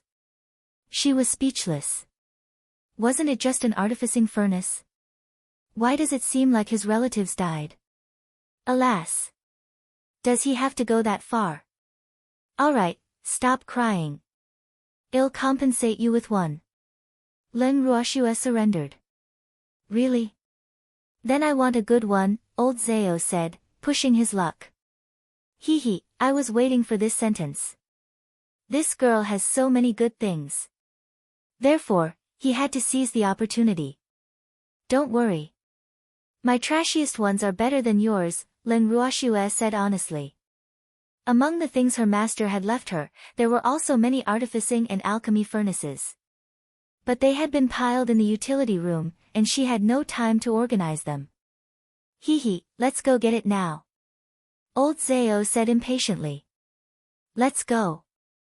The three of them left old Zao's artificing workshop and headed straight for the purple bamboo house. Schwer, you finished so quickly. Leng Qingtian, who was sitting on a stone bench, asked curiously. No. My flame melted old Zao's furnace, so I have to compensate him with one, Leng Ruoshua explained. Little girl. Don't fall for old Zao's trick. The quality of old Zao's furnace was probably too poor. Old man reminded. Nonsense. It was the artificing treasure passed down for generations in my lineage. How could the quality be poor? Old Zao stomped his feet in anger. You also said it was passed down for generations. It must have been used for too long and became a little old. Old man deliberately argued. Bullshit. I've never heard of an aging furnace. Old Zao was so angry that he clenched his teeth. He really wanted to go up and bite him ruthlessly, but he couldn't beat him. Boo-hoo. Lass, old Zao knew that he couldn't do anything to old man, so he looked at Leng Ruoshua pitifully, hoping that the girl could uphold justice for him. Don't you want a furnace? Come in and choose quickly. Leng Ruoshua said helplessly. She couldn't do anything to these two bickering old men. Oh, let's go quickly, old Zao urged while looking at old man provocatively. The three of them walked into the purple bamboo house. Leng Ruoshua led old Zao into the utility room and pointed at the various artificing furnaces placed randomly by the wall. Choose yourself. Hee, lass, I won't hold back then. Old Zao's eyes lit up as he drooled. Then he rushed toward the furnaces. Leng Ruoshua and Freak found a random place to sit down not far from old Zao. Old Zao was half lying in the pile of artificing furnaces, looking left and right. But he didn't know what to choose because in his eyes, every single one of these furnaces was top grade and the favorites of artificers. Boo-hoo. I want every one of them. What should I do? He was very conflicted.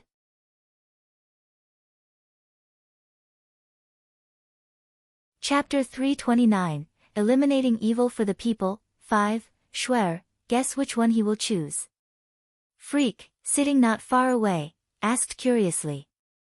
I guess he won't choose any, Leng Ruoshua said understandingly. Why? Freak didn't believe that old Zao wouldn't choose. After all, an artificer's furnace was as important as their life to an artificer. Because he won't be able to decide. Can't you see how conflicted he is? Leng Ruoshua said with some amusement. That's true. Freak nodded in realization. At this moment, old Zao's voice sounded. Lass. Help me choose one. I don't know which to choose. Boo-hoo, he was dazzled.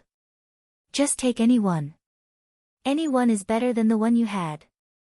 Leng Ruoshua sighed lightly. Alright, I want this then. Old Zao chose a beautiful one. Since you've chosen, let's continue refining artifacts. Leng Ruoshua urged. Okay, old Zao answered. Holding his new furnace, he left the utility room with Leng Ruoshua and Freak. The three of them returned to old Zao's artificing workshop without delay. Lass! Light a fire for me again. Old Zao looked at his new furnace lovingly as though he was looking at his beloved. Okay. Leng Ruoxue released another small flame at old Zao's request and lit the furnace. This time, the furnace finally withstood the test and didn't melt. After the furnace was lit, old Zao waited patiently for it to heat up. When the temperature reached his requirements, he immediately threw the black crystal or core into the furnace. After a few minutes, it melted bit by bit. After the black crystal or core melted into a black liquid, old Zao threw the other materials he had prepared into the furnace one by one. Leng Ruoxue and Freak stood quietly by the side, appreciating old Zao's art of artificing. Meanwhile, the city lord's mansion was in a mess. In the main hall of the city lord's mansion, a beautiful middle-aged woman was crying while half-kneeling on the ground. She hugged a middle-aged man's thigh tightly and wailed, "Husband, Muten is missing. Boo-hoo. Hurry up and send people to look for her. Stop crying. You're annoying," the ordinary-looking middle-aged man roared impatiently. He was the city lord of Windless City, Zhu Binghuan. "Husband, Muten is your most beloved daughter and the most promising daughter of our Zhu family. She hasn't returned for so long. Aren't you worried at all?" the middle-aged woman cried. "Of course I'm worried. I've already sent people to look for her," Zhu Binghuan said with a slight headache. Alas! This daughter of his was good in every way, but she was too lustful. Whenever she saw a beautiful man, she wanted to snatch him home. She already had 18 husbands, but she still felt that it wasn't enough. He really couldn't do anything about this. The only thing he could do was to try his best to satisfy his daughter's lust. After all, Muten was the Zhu family's greatest hope. He knew that his life would be like this for the rest of his life. Although he couldn't convert his spiritual power and become a mystic, he had become a city lord with his connections with the Sun family at the very least. However, outsiders could only see his glory, but no one knew his difficulties. Even though he was the lord of a city on the surface, he was only a dog of the Sun family.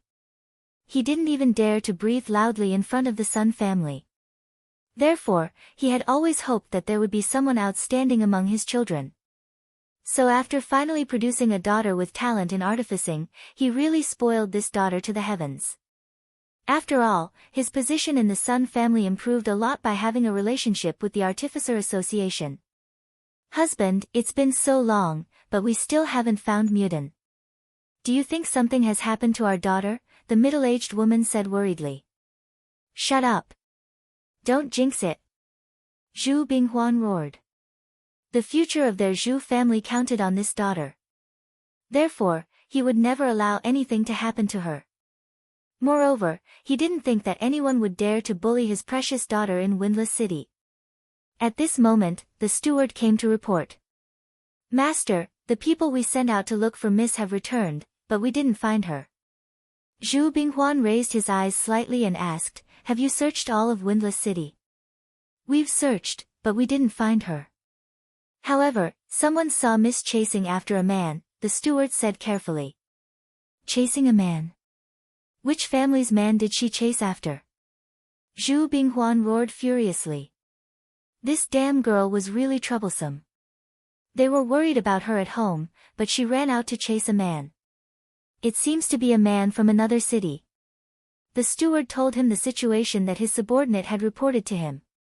"What does that man look like? Has anyone seen him?" Zhu Binghuan asked. "He's very handsome." "Master, according to the description of the informers, I ordered people to draw a picture of him. I believe that as long as we find him, we will definitely be able to find Miss," the steward reminded. "Easy for you to say. Where can we find a man that's not native?" Zhu Binghuan roared furiously. "Master, Windless City is your territory. We will find that man as long as he hasn't left Windless City," the steward comforted. "Makes sense. Take the portrait and look around the inns in the city," Zhu Binghuan ordered. "Yes, master. I'll go now." The steward received the order and left. Inside the heaven and earth bracelet. In old Zeo's artificing workshop, Leng Ruoxue and Freak were staring at old Zeo's artificing when Qing Ju's voice suddenly sounded in Leng Ruoxue's head. Big sister, people are coming from outside, Qing Ju reminded via voice transmission. Oh. Who? Leng Ruoxue asked curiously. Seems to be from the city lord's mansion, Qing Ju replied. Okay, I understand, Leng Ruoxue said. But she couldn't help guessing in her heart why the people from the city lord's mansion were here. Could they already know that I killed Zhu Mutin? Impossible. There was no one on the street at the time, and even the owners closed their shops in fright after seeing Zhu Mutin. And the only witness accidentally swore an oath.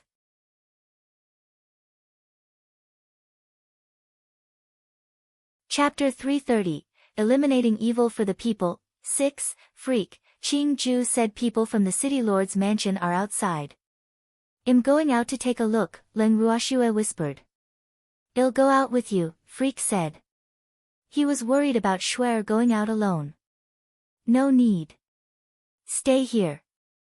I'll be back after taking a look. Leng Ruoxue flashed out of the bracelet. As soon as Leng Ruoxue exited the heaven and earth bracelet and entered the guest room, she heard an argument outside the door. Outside the room, the waiter stopped the steward from the city lord's mansion who came to search. The waiter mustered his courage and explained, I'm sorry, Steward Ju. It's not that I don't want to let you go in, but the guests said that no one is allowed to disturb them since they are in seclusion. Seclusion? Is their seclusion more important, or my young lattice whereabouts more important? Can't you tell which is more important? Steward Ju said loudly with his head raised arrogantly. Of course the whereabouts of the city lord's daughter is important. But to be honest, Steward Ju, the guests in this room are not to be trifled with.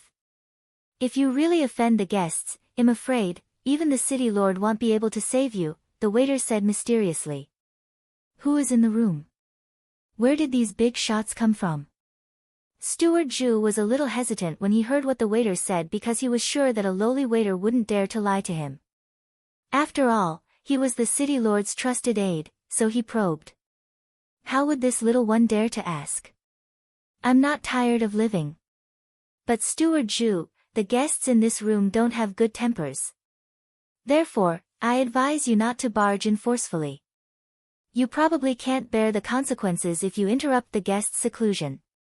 Steward Ju, these are my heartfelt words.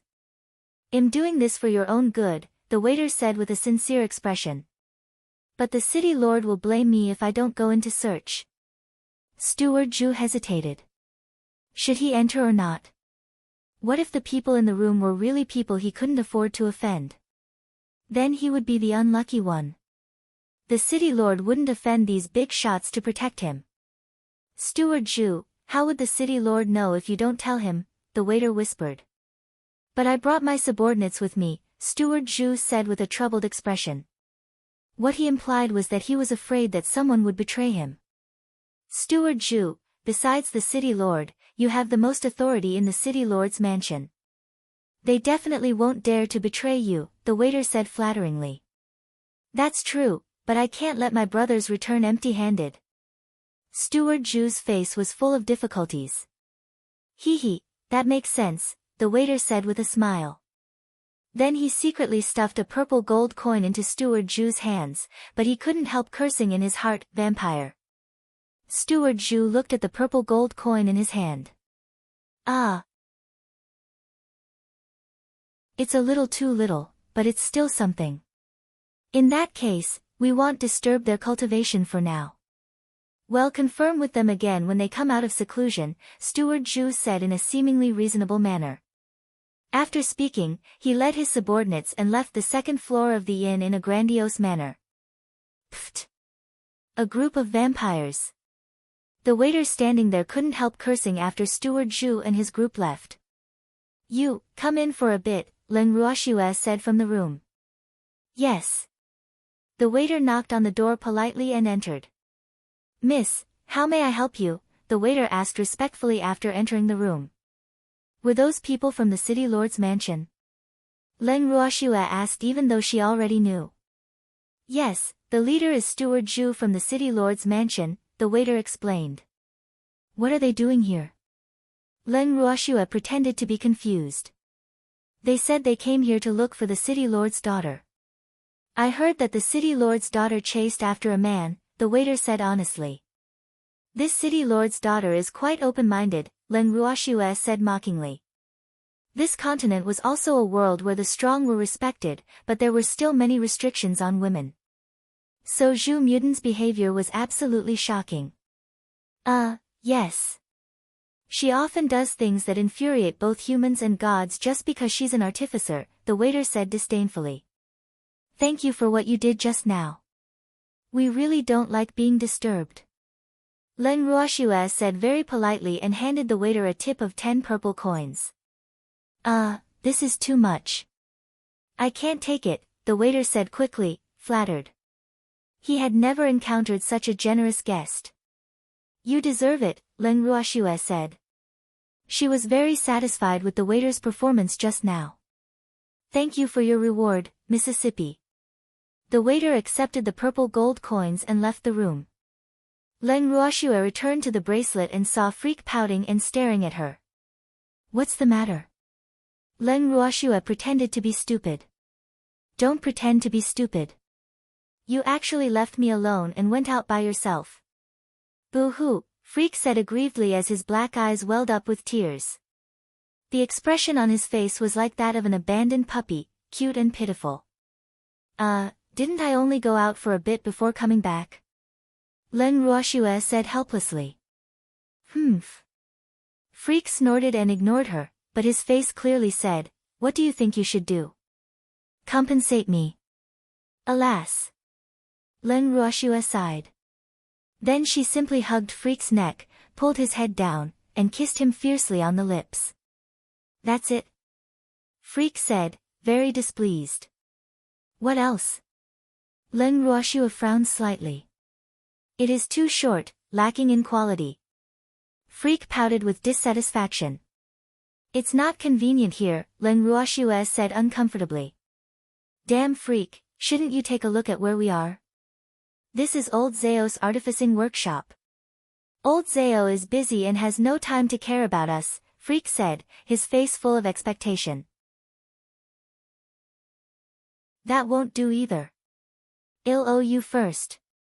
Leng Ruoxue said, leaving no room for negotiation. You can owe me, but I am going to charge interest. Freak smiled very proudly.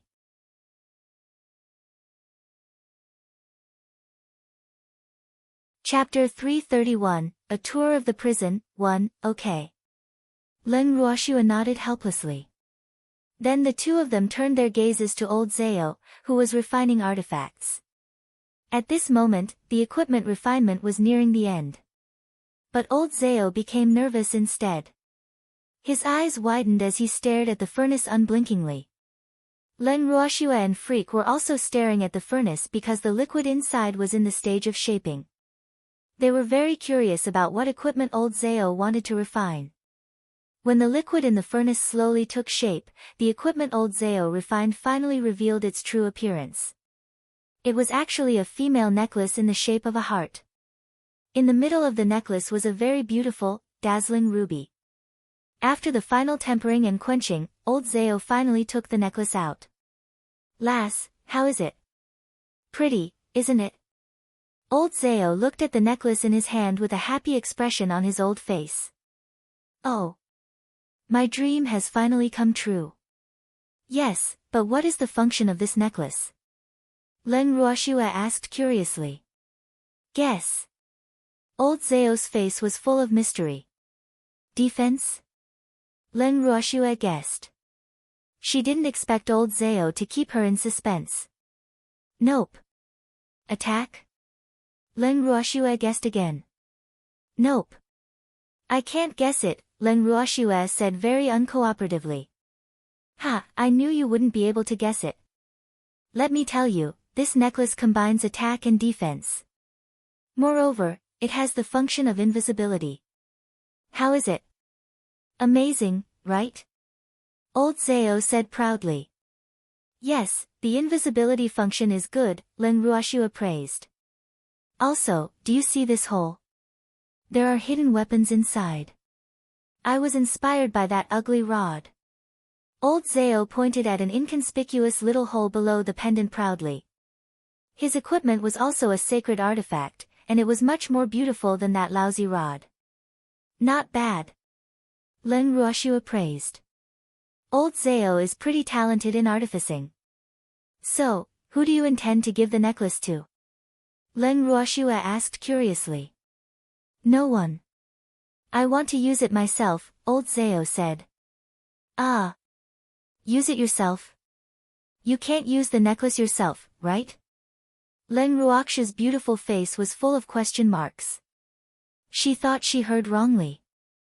Men can also wear necklaces, Old Zao said nonchalantly. Alas. The person he wanted to give it to was no longer in this world, so he could only use it himself. Boo-hoo. Use it yourself then. Leng Ruoxue was a little speechless. Hee, right, lass, what did you go out for just now? Old Zao asked curiously. Someone from the city lord's mansion came. I went out to take a look, Leng Ruoxue explained. Oh, is everything all right? Old Zao asked worriedly. Nothing much at the moment. Everyone in the city lord's mansion thinks that Zhu Mutin is chasing after a man.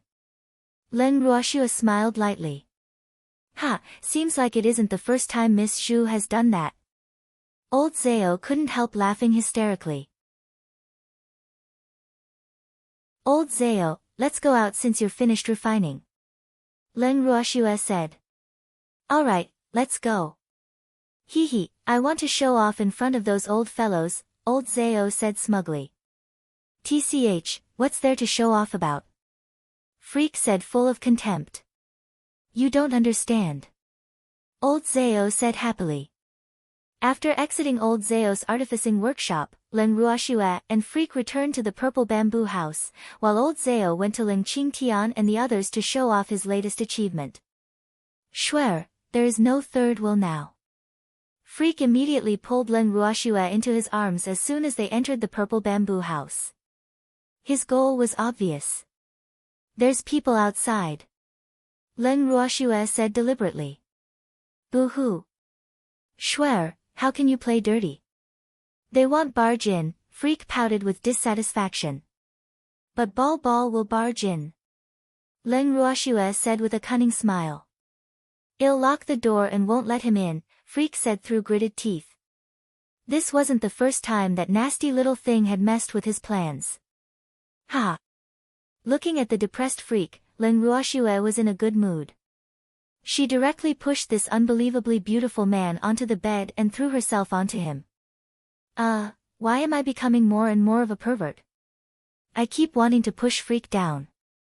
I have to change this habit. Swear, come on.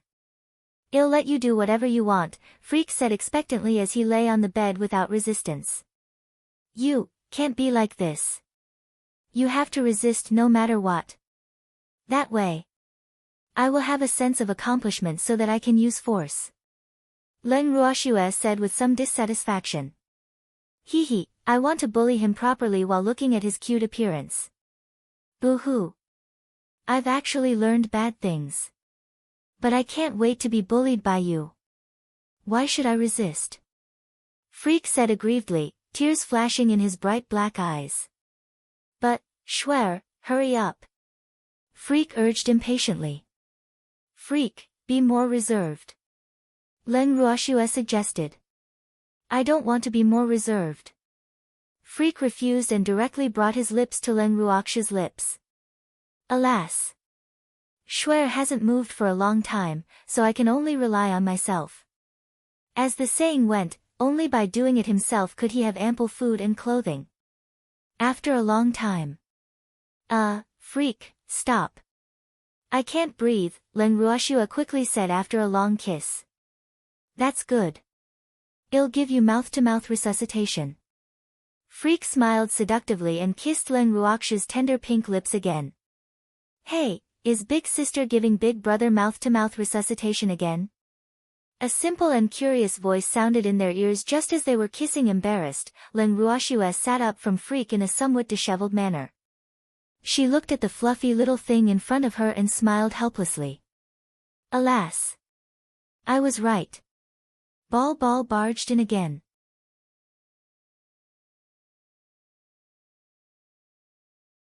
Chapter 332, A Tour of the Prison, 2, Yes, Big Brother often feels unwell. Leng Ruoxue braced herself. In that case, Ball will help too. Ball's fluffy little face was full of worry. No need. I'm fine now. Freak hurriedly sat up on the bed in fright. Ball. What are you doing here? What's the matter? Leng Ruoxue held back her smile and hugged the cute little ball. Ah! Big sister, when can Ball advance? Ball sighed with a sad face. Boo-hoo. Everyone has advanced, but I still haven't changed much. Ah! Ball, how will you be able to advance? Leng Ruoxue asked curiously. Ball was like baby, different from other beasts, so she didn't know what to do to help their advancement. I need to look for treasures. Moreover, the higher the quality of the treasures I find, the faster my advancement will be, Ball said with slight distress. Ball, don't be anxious. Wait until big sister is stronger, and then we can go out to train. You can find many good treasures then, Leng Ruoxue comforted. Okay, big sister. When are we leaving this place? Ball asked curiously. We'll leave after Grandpa and the others finish cultivating their elementary mystic skills, Leng Ruoxue explained. Well, it would probably take a few more days for her grandfather and the others to finish cultivating all the mystic skills. Hee, big sister, I'm going out. Continue giving big brother mouth-to-mouth resuscitation. Ball said very thoughtfully after chatting for a while. He then flapped his little wings and left the purple bamboo house. This little thing is pretty sensible, Freak said with satisfaction. Freak, isn't it time to eat?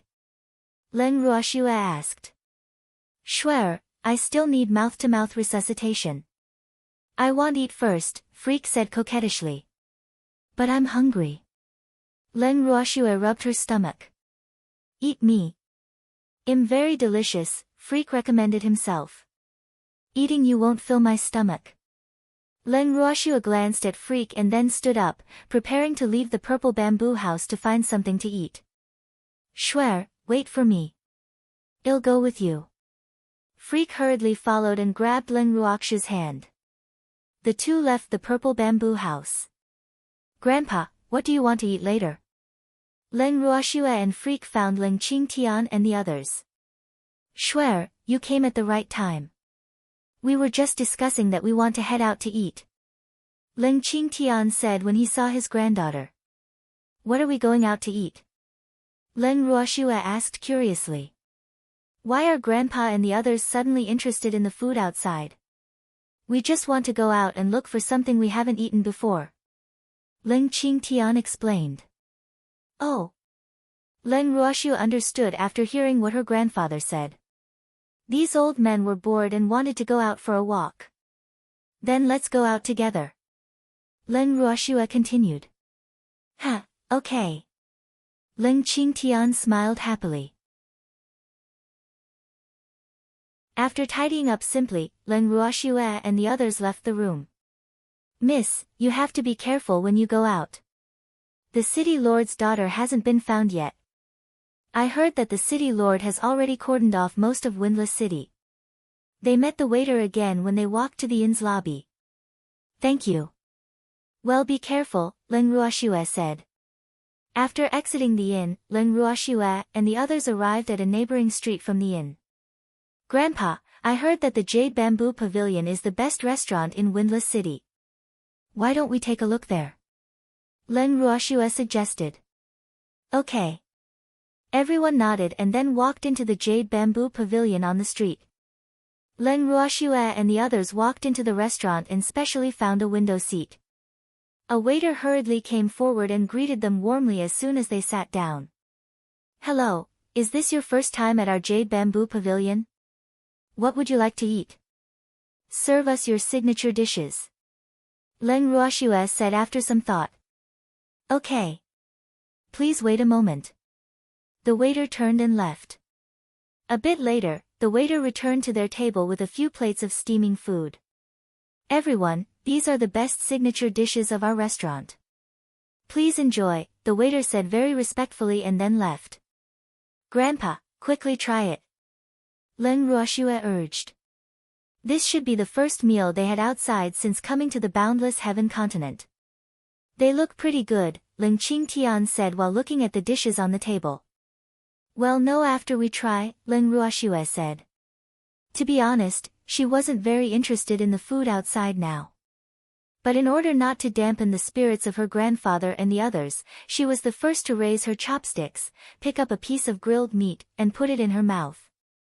"It tastes good, but the quality of the raw ingredients isn't very good," Old Man evaluated after eating a mouthful of food. "Tch, isn't it obvious? Do we need you to tell us?" Old Zao said disdainfully. "You damn old man, no one will think you're a mute if you don't speak," Old Man roared. Leng Ruoxue was a little speechless as she looked at the two old men fighting like chickens and said helplessly, "Why are you two arguing nonstop when we're eating? That's right. Stop it at once and eat properly." Leng Qingshan's face was stern as he glared at the two old men. They immediately shut their mouths obediently. At this moment, a young woman suddenly appeared from nowhere and rushed to their table. She begged with tears all over her face, "Kind people, save me." Woo woo, but no one bothered with her. "Kind people, save me. I'm willing to do anything to repay you," the woman continued, unwilling to give up. "What's going on?" Leng Ruoxue asked the waiter nearby with some displeasure. I'm sorry, everyone. I'll get her to leave now," the waiter said quickly. "Leave this place quickly. This isn't a place you can come." With a displeased face, the waiter pulled the woman up.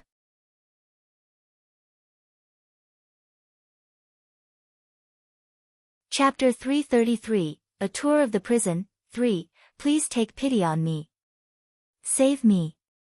You can't leave me in the lurch." The woman wept, her beautiful face full of tears. "Can't leave her in the lurch?" Leng Ruoxue looked her up and down after hearing what the woman said. The woman was about 17 or 18 years old. She had an outstanding appearance, a good temperament, and a tall and sexy body. Her beautiful eyes were tender and shy as she stole glances at Freak, and her tender lips were as alluring as fresh rose petals. In short, this woman had a weak appearance that was enough to make any man feel pity for her. Unfortunately, she had found the wrong people. None of them in this group knew how to love and cherish beauties. Moreover, she was a beauty with ulterior motives. "Take pity on you? Who will take pity on us?" Old Zao said disdainfully while rolling his eyes at the woman. "Tch, how dare you show off in front of us with such poor acting skills?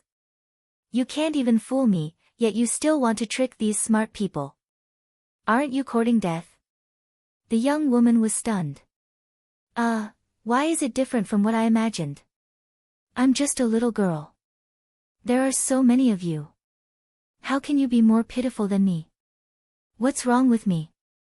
I'm actually comparing myself to them in terms of who is more pitiful. We're pitiful because there are too many people. We're so poor that we can't support ourselves, Old Man said and even exaggeratedly wiped his tears. The young woman was speechless. "No money?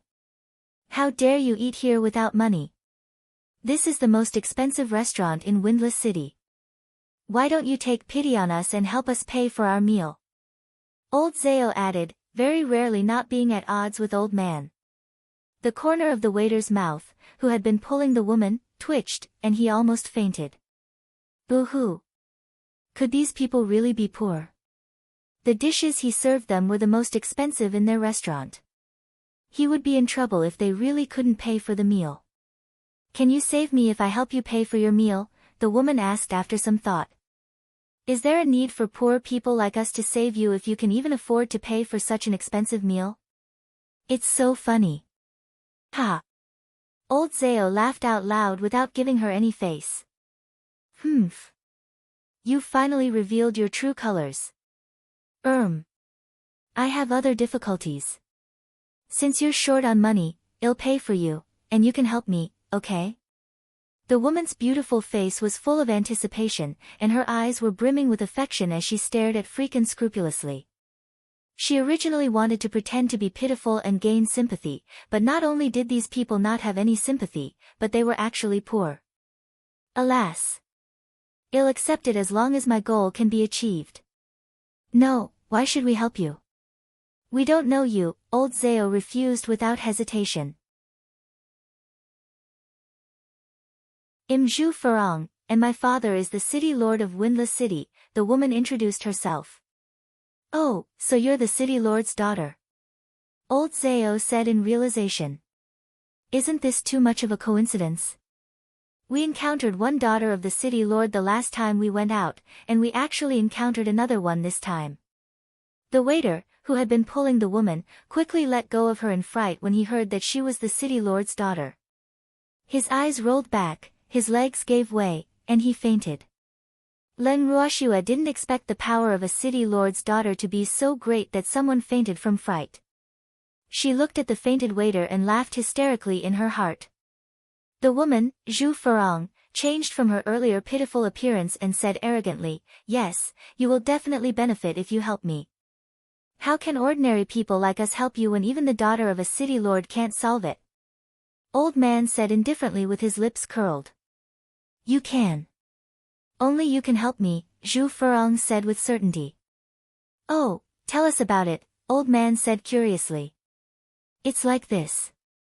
My father arranged a marriage for me. Zhu Furong looked at Freak and stopped. Oh, congratulations. This is a great happy event.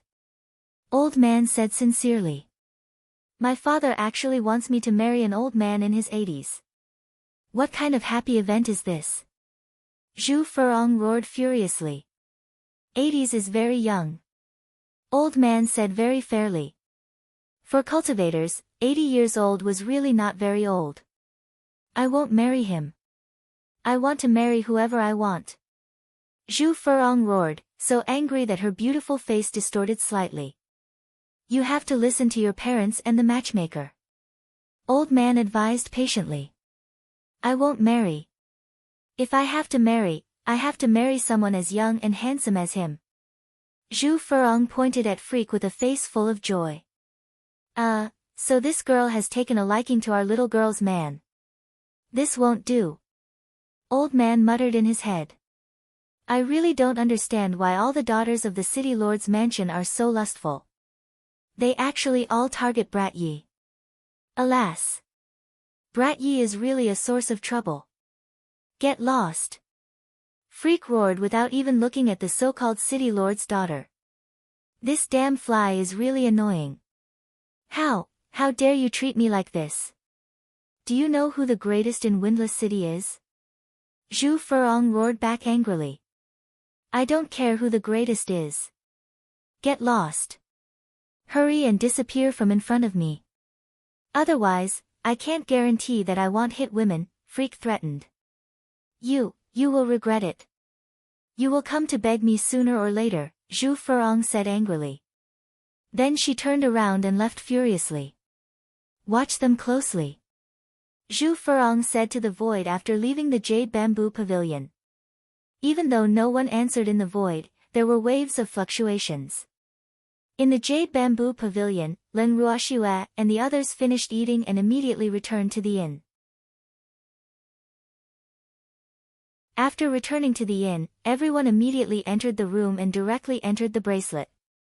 In the purple bamboo house, Freak said, Shuer, someone is following us.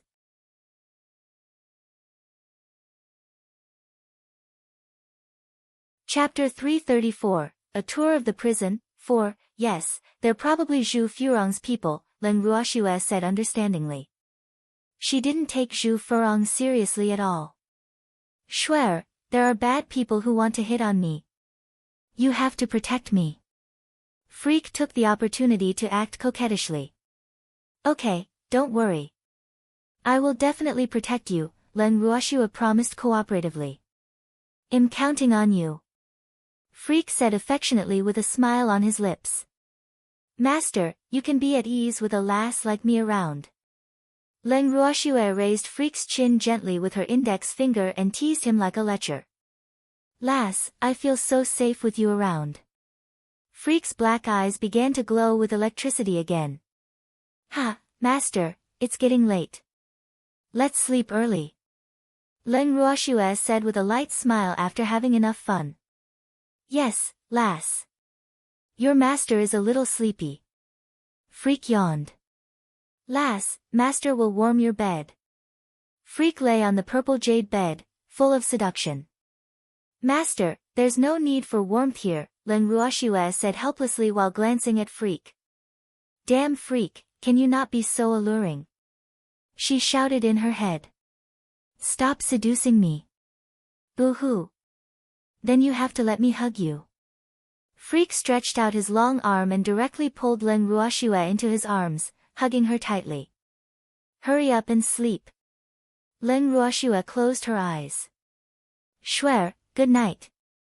Freak said softly and planted a kiss on Len Ruoshua's pink lips. Then he closed his eyes and went to sleep. The next morning, Len Ruoshua and Freak had breakfast after waking up, then left the bracelet to find the waiter. In the hall of the inn, the waiter stood respectfully in front of Len Ruoshua and Freak. Miss, are you looking for me? Yes, I have something to ask you, Len Ruoshua said. What is it? I will tell you everything I know, the waiter said straightforwardly. Okay, I want to know Zhu Furong's situation, Len Ruoshua said directly. She had discussed with her grandfather and the others just now and felt that it was better to know what she was like, so she and Freak came to ask this waiter about her situation early in the morning. Why is Miss asking about her? The waiter asked in puzzlement. We met her when we went out yesterday. She wanted to ask us for help, but we refused, Len Ruoshua explained simply. It's over. That Zhu Furong is the most vengeful. She won't let you go, the waiter said worriedly. Although the city lord didn't have a son, he had 5 daughters, and these 5 daughters were all bad. Zhu Mutin was lecherous and specialized in bullying women and men. Zhu Furong was vengeful. Anyone who offended her would have a miserable end. Zhu Lianrong was vicious and tortured people without even blinking. There were also 2 extremely arrogant and overbearing daughters, even though they were underage. Miss, you should leave this place quickly. The waiter continued after telling Len Ruoshua about the Zhu family. Why should I leave? Len Ruoshua wasn't a timid person.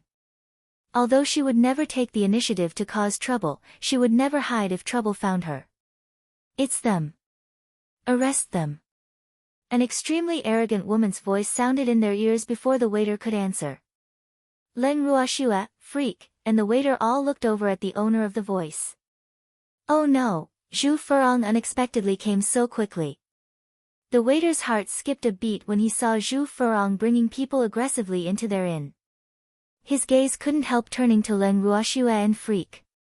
These 2 people are dead meat. Alas. Len Ruoshua and Freak looked at each other with excitement in their eyes. She came quickly. Why are you arresting us? What crime did we commit? Len Ruoshua widened her innocent beautiful eyes, her beautiful face full of puzzlement. Stealing. I lost a valuable piece of jewelry. Zhu Furong looked very angry. Humph. She knew that they were staying in this inn, so she didn't dare to delay for a moment. She hurriedly brought people over, afraid that they would run away. How strange. What does losing your jewelry have to do with us? Len Ruoshua said lightly. What a lame excuse. Humph. I suspect that you stole it because that piece of jewelry disappeared after I left the Jade Bamboo Pavilion yesterday. I've only interacted with you, so you are the most suspicious, Zhu Furong said confidently. Oh. With your logic, can I also suspect you if I lose something? Leng Ruoxue asked calmly. Of course not. I am the noble daughter of the city lord. How could I do such a thing? But you are poor people who can't even pay for a meal, so you must have stolen my jewelry to pay for the meal, Zhu Furong said with certainty. Miss Pig, I really admire you. Your imagination is really too rich. How can you think of such a reason? Leng Ruoxue said with admiration on her face. There's no use flattering me. I won't be lenient with thieves, Zhu Furong said resolutely. Leng Ruoxue was speechless. Why are the comprehension abilities of the Zhu sisters so amazing? I really want to cut open Pig Furong's brain to see if it's full of grass. Miss Pig, are you going to convict us just because of your own imagination? Leng Ruoxue asked curiously. Of course not. I will make you convinced wholeheartedly, Zhu Furong said with incomparable confidence. Zhu Furong turned her head and ordered her subordinates, Zhu Kai, go up and search their room. Yes. A burly young man led a team straight to the second floor upon receiving the order.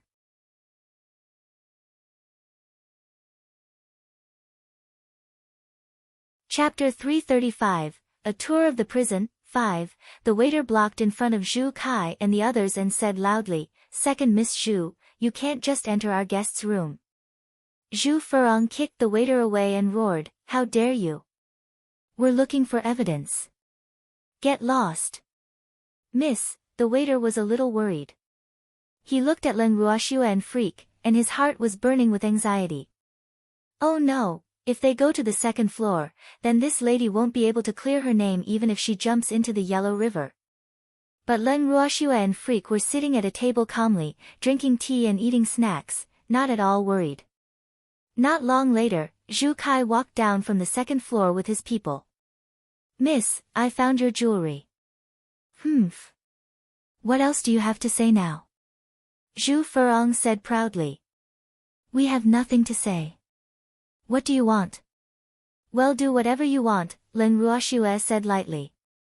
She had been bored these past few days anyway. Since this woman wanted to play, she would play with Pig Furong. Come, take these two people away. Oh right, take those old men too, Zhu Furong ordered her subordinates. Miss, those old men are not in the room, Zhu Kai replied. Not here. Tell me, where did your accomplices go? Zhu Furong questioned loudly. Those old men also deserve to die. Leng Ruoxue raised her eyebrows slightly and said calmly, I don't know. I'm not familiar with them. We just came together temporarily for convenience sake. Humph. They escaped quickly. Take these two away first, Zhu Furong ordered. But she couldn't help admiring her foresight. Fortunately, she was fast enough. Otherwise, wouldn't these two people have escaped too? No need. We can walk by ourselves, Leng Ruoxue said cooperatively. You better behave yourselves and not play any tricks. Zhu Furong warned. Don't worry. We will be good. Leng Ruoxue nodded obediently. After leaving the inn, Leng Ruoxue and Freak were brought to a prison in Windless City by Pig Furong. Wait. You have to lock us up together, Freak said with dissatisfaction when he saw two already prepared prison cells. No, I'm afraid you will run away, so I have to keep you two separate, Zhu Furong said with some jealousy. Damn it. Does he like her that much? If you don't lock us up together, don't expect me to confess. Moreover, I will let everyone know that a daughter of the city lord's mansion is bullying others, Freak threatened. Alright, I'll lock you up together then. Zhu Furong compromised. Damn it. If you don't admit to your crime and make everyone know about it, how can I threaten you? Leng Ruoxue and Freak walked on their own into the prison cell happily and swaggeringly. Then they closed the cell door and ignored Pig Furong. Schwer, this place is pretty clean. Moreover, we have a single room. It's really not bad. Freak said happily with an enchanting smile on his beautiful face. Yeah, much better than I imagined, Leng Ruoxue said. By the way, pig. Furong, prepare more delicious food for us at noon and at night. There has to be meat. I'm not happy without meat, Freak ordered, basically treating Pig Furong as an attendant. Don't worry. I will definitely satisfy you too, Zhu Furong said resentfully through gritted teeth. Then she turned and left angrily. Schwer, the annoying fly is finally gone. We can have some alone time now, Freak said affectionately with a mesmerizing smile on his lips. How can anyone spend quality alone time in a cell? Leng Ruoxue said speechlessly. What other ways do we have? It's not like we don't have the conditions. So what if it's a cell? It's safe. Freak said nonchalantly. He didn't care where he was. As long as he could be with Schwer, it didn't matter even if he went up a mountain of blades or into a sea of flames. That's true. Master, then let me bully you in the cell. Leng Ruoxue raised his enchantingly beautiful chin teasingly. Lass, you have to be gentle, Freak said shyly. Hee, Schwer, I really love you to death. Don't worry. I'll be gentle. Leng Ruoxue began to stroke Freak. Oh, it feels really good, and his figure is good. It seemed that she was becoming more and more of a pervert. Schwer, is it nice to touch? Freak asked with a face full of smiles, his black eyes full of care. Yes, it feels good, Leng Ruoxue said with satisfaction. Schwer, you've touched me. You have to be responsible for me, Freak said cunningly. Yes, don't worry. I will be responsible for you, Leng Ruoxue said readily while her soft little hand continued stroking Freak. Freak pouted his sexy lips and asked expectantly, then when are you going to give me a title? Hee, you are a man. Which man wants a title from a woman? Leng Ruoxue deliberately teased him. In fact, she had thought about it long ago, but she just didn't tell him. What's wrong with being a man? I'm in a disadvantaged group. I'm counting on your protection, Freak said pitifully, tears shining in his eyes, looking like he would cry if she didn't agree. Leng Ruoxue sighed and said leisurely, but I'm also very weak now. Who will protect me? Me. Me. I'll protect you. Well, protect each other. Freak immediately declared. Humph. Of course I have to protect my woman. Leng Ruoxue snuggled in Freak's arms and said coquettishly, yes, then you have to protect me. You have to believe me. Only I can protect you in this world, Freak said confidently. Okay. Freak, wait here. I'll tell Grandpa and the others so that they won't worry, Leng Ruoxue said after some thought. Don't stay in there for too long. I'll miss you, Freak said softly while looking at Leng Ruoxue with affection in his eyes. Okay. Leng Ruoxue hugged Freak's neck and kissed him lightly on the lips before entering the bracelet.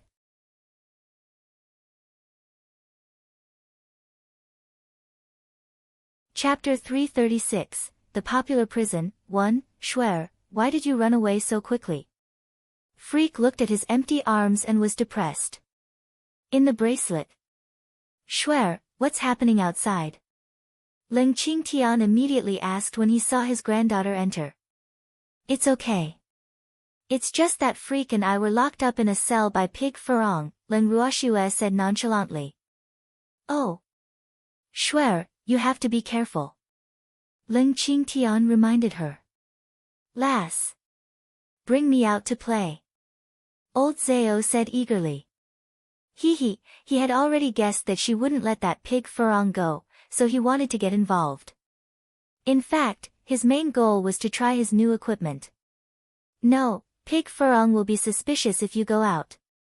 Leng Ruoxue rejected old Zhao, who feared that the world wouldn't be in chaos. Lass. Old Zhao cried with a pleading face. No means no. Stay inside obediently. I'll let you out when the time is ripe, Leng Ruoxue coaxed. That's right, old Zhao. Don't add to the trouble. Lin Liang shook his head helplessly. Although there were too many old men, and they were sometimes too noisy, it was also more lively. Ah. All right then. But lass, let's make things clear first. If you kill, set fire, or do something bad, don't forget me. Old Zao reminded her very seriously. Ah. I won't forget you, Len Ruoxue said with a dark face. She couldn't help grumbling in her head. Damn old man, you make me sound like a robber. Am I that violent? I am a law-abiding good citizen. Then I'm relieved. Old Zao sighed in relief. Little girl. Don't forget me if there's something fun. Old man said with dissatisfaction. Ah. Don't worry. All of you will have a share, Len Ruoxue promised. Shuer, you have to be careful outside with Yi Chen. Leng Qingtian reminded her worriedly. Okay, I will. I'm going out first. Len Ruoxue said, afraid that Pig Furong would come at any time. Okay, go. Leng Qingtian nodded. Len Ruoxue turned around, exited the bracelet, and reappeared in the cell. But she appeared in Freak's arms. Hee, Shuer, you're so passionate. Freak said happily while hugging the little beauty who took the initiative to deliver herself to him unceremoniously. Yes, of course, Len Ruoxue said cooperatively. Humph. You two are quite loving. At this moment, the voice of Pig Furong sounded from outside the cell. Pig Furong was raging with jealousy, and her eyes were shooting out flames as she glared at Len Ruoxue and Freak. We're husband and wife. Of course we're loving. Freak smiled smugly. Let's see how much longer you can be smug. Pig Furong said furiously. Humph. Don't they say that husband and wife are birds of the same forest that will fly away separately in the face of disaster? I want to see if their relationship is really that firm. There was no man who didn't like power and status, and she could give him all these. But what could that woman give him? Therefore, she was very confident that this man she liked would definitely be defeated by her sugar-coated bullets in the end and turn to her embrace. Then wait patiently. Len Ruoxue said lightly. She didn't take the provocation of Pig Furong seriously at all. But it seemed that Pig Furong was more scheming than her elder sister. I'll wait, Zhu Furong said angrily. Then she turned and left. Shuer, the fly left again, Freak said happily. Yes, but it's pretty boring when she's gone, Len Ruoxue said boredly. Hee, Shuer, she will come again, Freak said. That woman hadn't achieved her goal yet, so how could she give up? Freak, what do you think we should do? Len Ruoxue was a little bored. Bad things could only be done late at night, but it was broad daylight now. Should we just stay in the cell like this? There are many things we can do. For example, kissing, touching, flirting, there are so many, Freak said with yearning. We're in a prison cell, so I don't want to. Why don't we sleep for a while? Len Ruoxue suggested. By having enough sleep during the day, they would have the energy to do bad things at night. Okay. Freak knew Len Ruoxue's thoughts and nodded in agreement. Then he took out a recliner from his ring and lay down on it with Shuer in his arms. At noon, Zhu Furong came to deliver food and saw Len Ruoxue and Freak hugging each other while sleeping on the recliner. She was so jealous that her lungs were about to explode. Damn it. This is a cell. What are you doing? Zhu Furong roared, so angry that her beautiful face twisted in anger. Can't you see that we're sleeping? Be quiet. You're so noisy, Freak said with narrowed eyes, very displeased. You. Damn it. This isn't a place for you to sleep. Zhu Furong roared angrily. You're wrong. We've both slept outdoors before, let alone here. But this place is slightly better than the wilderness. At least there won't be bandits or anything. Moreover, it will save us the money of staying at inns, Freak said with seeming satisfaction. Humph. In that case, sleep well. I don't think you need to eat lunch anymore. Zhu Furong was so angry that she threw the meal box in her hand to the ground and left furiously. Who wants your food? I am afraid you would drug me. Freak said in a voice loud enough for Pig Furong to hear. Then a loud plop sounded. It turned out that Zhu Furong was so angry that she fell to the ground. But she quickly got up and hurriedly fled from the cell with an extremely disheveled appearance. Ha! Ha! Freak's happy laughter sounded from the cell. Leng Ruoxue opened her beautiful eyes and said with satisfaction, "You're too evil." "Shuer, are you hungry? Let's go eat." Freak sought Leng Ruoxue's opinion.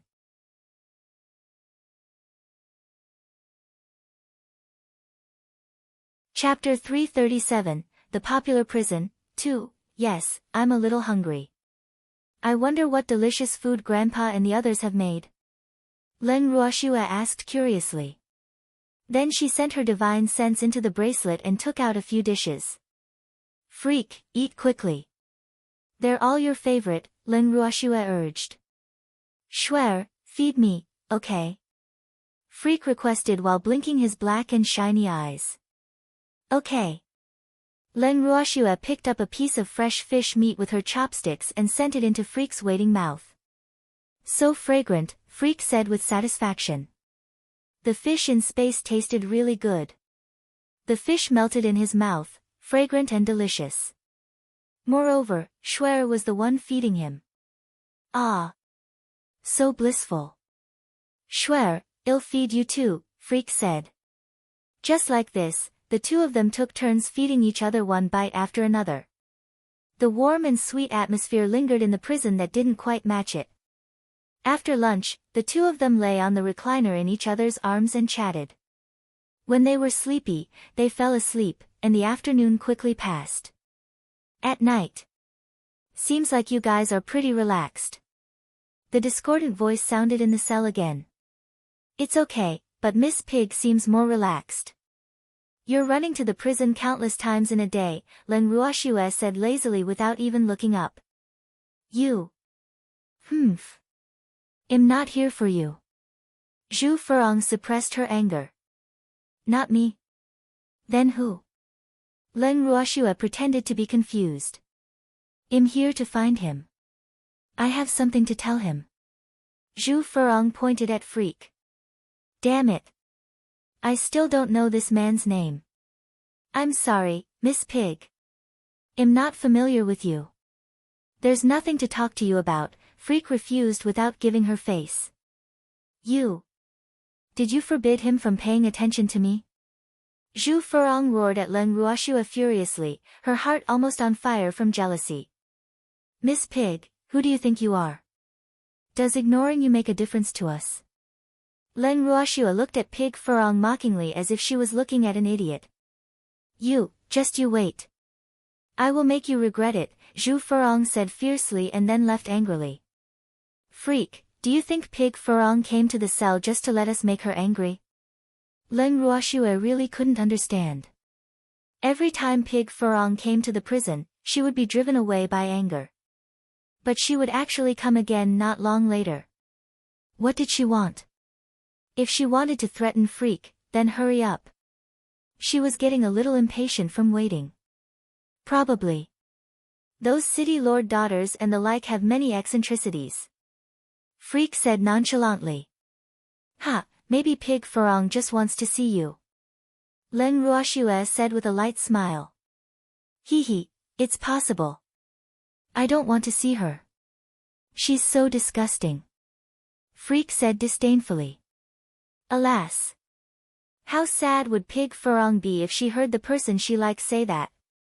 Leng Ruoxue teased. Shuer, don't mention that disgusting woman. When should we take action? Freak asked curiously. Of course we have to wait for them to fall asleep. When doing bad things, the moon must be up, and it must be dark. Leng Ruoxue said with a cunning smile. Hee, I will definitely give the city lord's mansion an unforgettable night. Yes, that makes sense. Let's sleep for a while first. After we wake up, we'll find trouble with them, Freak suggested. Okay. Leng Ruoxua nodded, continued to nest in Freak's arms, and closed her eyes. Late at night. A masked man in black sneaked into the prison.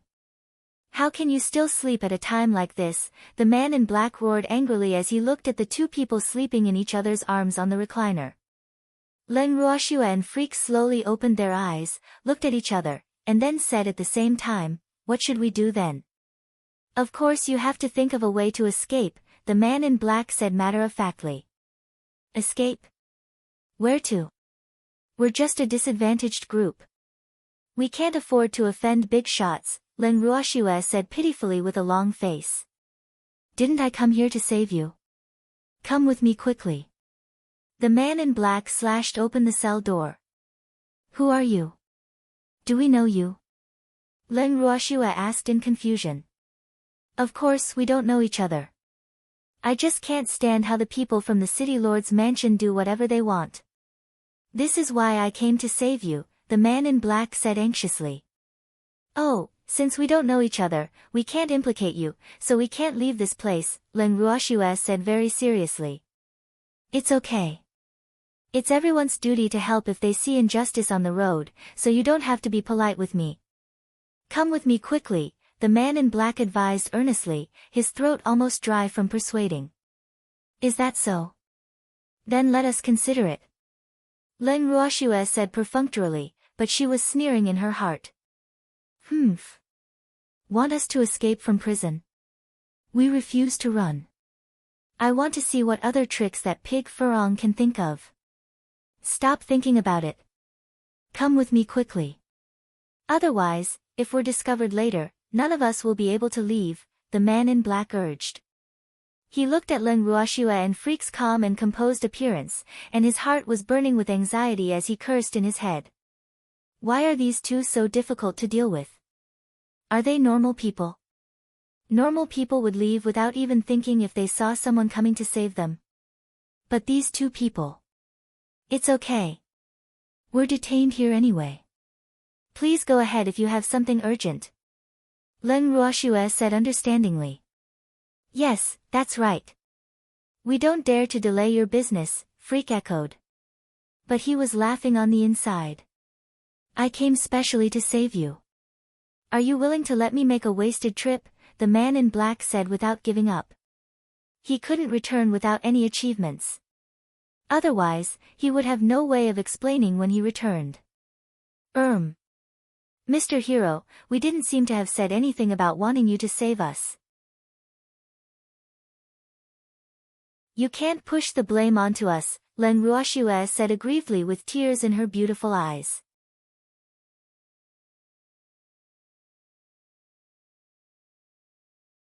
Chapter 338, The Popular Prison, 3, Shuer, Don't cry. Look at what you've done. You scared my woman to tears. Freak coaxed Leng Ruoxua gently and then roared fiercely at the man in black. His face changed so quickly that it was dizzying. The man in black was speechless and cursed in his head. Fuck, how can you treat your savior like this? Dear, I'm so scared. This uncle is too fierce. Leng Ruoxua appeared so scared that she kept burrowing into Freak's arms, her face full of fear. Don't be afraid. I will protect you. Freak hugged Leng Ruoxua tightly and comforted her. I'm not an uncle. The man in black couldn't take it anymore. Damn it, what kind of gaze is that? Am I that old? Then you are an old man. Leng Ruoxua probed cautiously. I'm not an old man either, the man in black roared furiously. He was so angry that he had long forgotten that he was masked. Oh, so he's an oid fart who won't die, Leng Ruoxua said in realization. The man in black felt that he would definitely vomit blood from anger by these two if he stayed in the prison any longer. Come with me quickly, the man in black ordered angrily. Leng Ruoxua and Freak looked at each other and said in unison, No. Are you really not willing to leave with me? The man in black lost his patience. He really couldn't deal with these two people. Yes, we won't leave. Wasn't this place good? Someone would occasionally come to disturb them and let them play around. Don't regret it, the man in black roared angrily. He was about to turn and leave when Leng Ruoxue stopped him. Old fart, wait. Leng Ruoxue smiled and stopped the man in black who was about to leave. The man in black turned around and said with slight surprise, "What? Have you changed your mind?" "No, old fart. You have to fix this cell door before you leave. Otherwise, we will be misunderstood as wanting to escape," Leng Ruoxue said very seriously. Well done," the man in black said after thinking for a long time. "You can only leave after the door is repaired." Leng Ruoxue reminded the angry man in black again. "Okay, wait." The man in black held back his anger, took out tools from his ring, and resigned himself to fixing the prison door. Boo-hoo. Why is my life so tough? These two people aren't normal at all. Old fart, you have a lot of tools, and your technique for repairing the door is very professional. Do you specialize in this field? Leng Ruoxue praised while lying on the recliner with Freak, her head on her arm, her beautiful eyes staring at the man in black repairing the door. "I'm not in this line of work." The man in black gritted his teeth and wanted to cry but had no tears. "Boo-hoo. I'm so unlucky.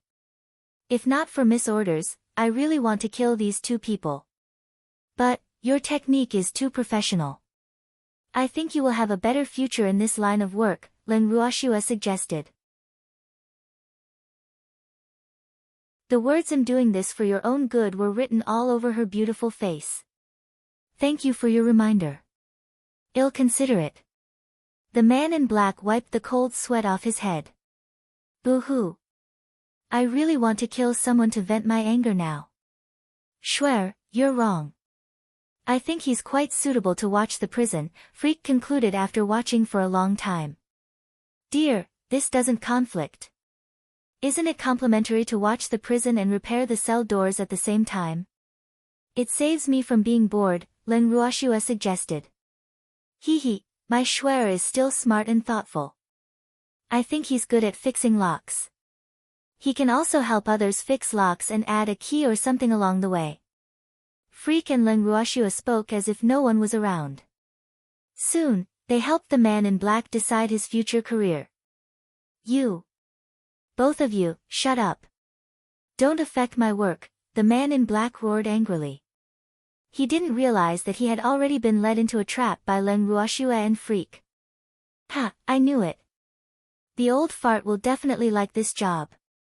Leng Ruoxue smiled happily. "Of course, this is collective wisdom," Freak said cooperatively. In fact, he had been laughing in his head. "Hee, playing dumb and infuriating others to death feels really good." However, this man in black seemed to have strong mental fortitude. They had said so much for so long, but they still couldn't make this man in black vomit blood. Alas! There was really no sense of accomplishment. It seemed like they still needed to enhance their ability to anger others. "The door and lock are fixed. I'm leaving." Then the man in black hurriedly ran away, as if he was afraid that the tiger behind would catch up if he ran too slowly. "Don't you know how to lock the door? You're so irresponsible," Leng Ruoxue complained very unhappily as she looked at the open cell door. "Schwer, give him another chance. Let's not stoop to his level," Freak comforted. "Okay, I'll listen to you," Leng Ruoxue answered obediently. Then she leaned into Freak's arms. "Seems like I was worried for nothing. You guys are quite carefree." A slightly teasing voice sounded in their ears. Leng Ruoxue looked up and saw the incomparably handsome Lan Ming in a white robe standing outside the cell, looking at the two of them with a smile. "What are you doing here?"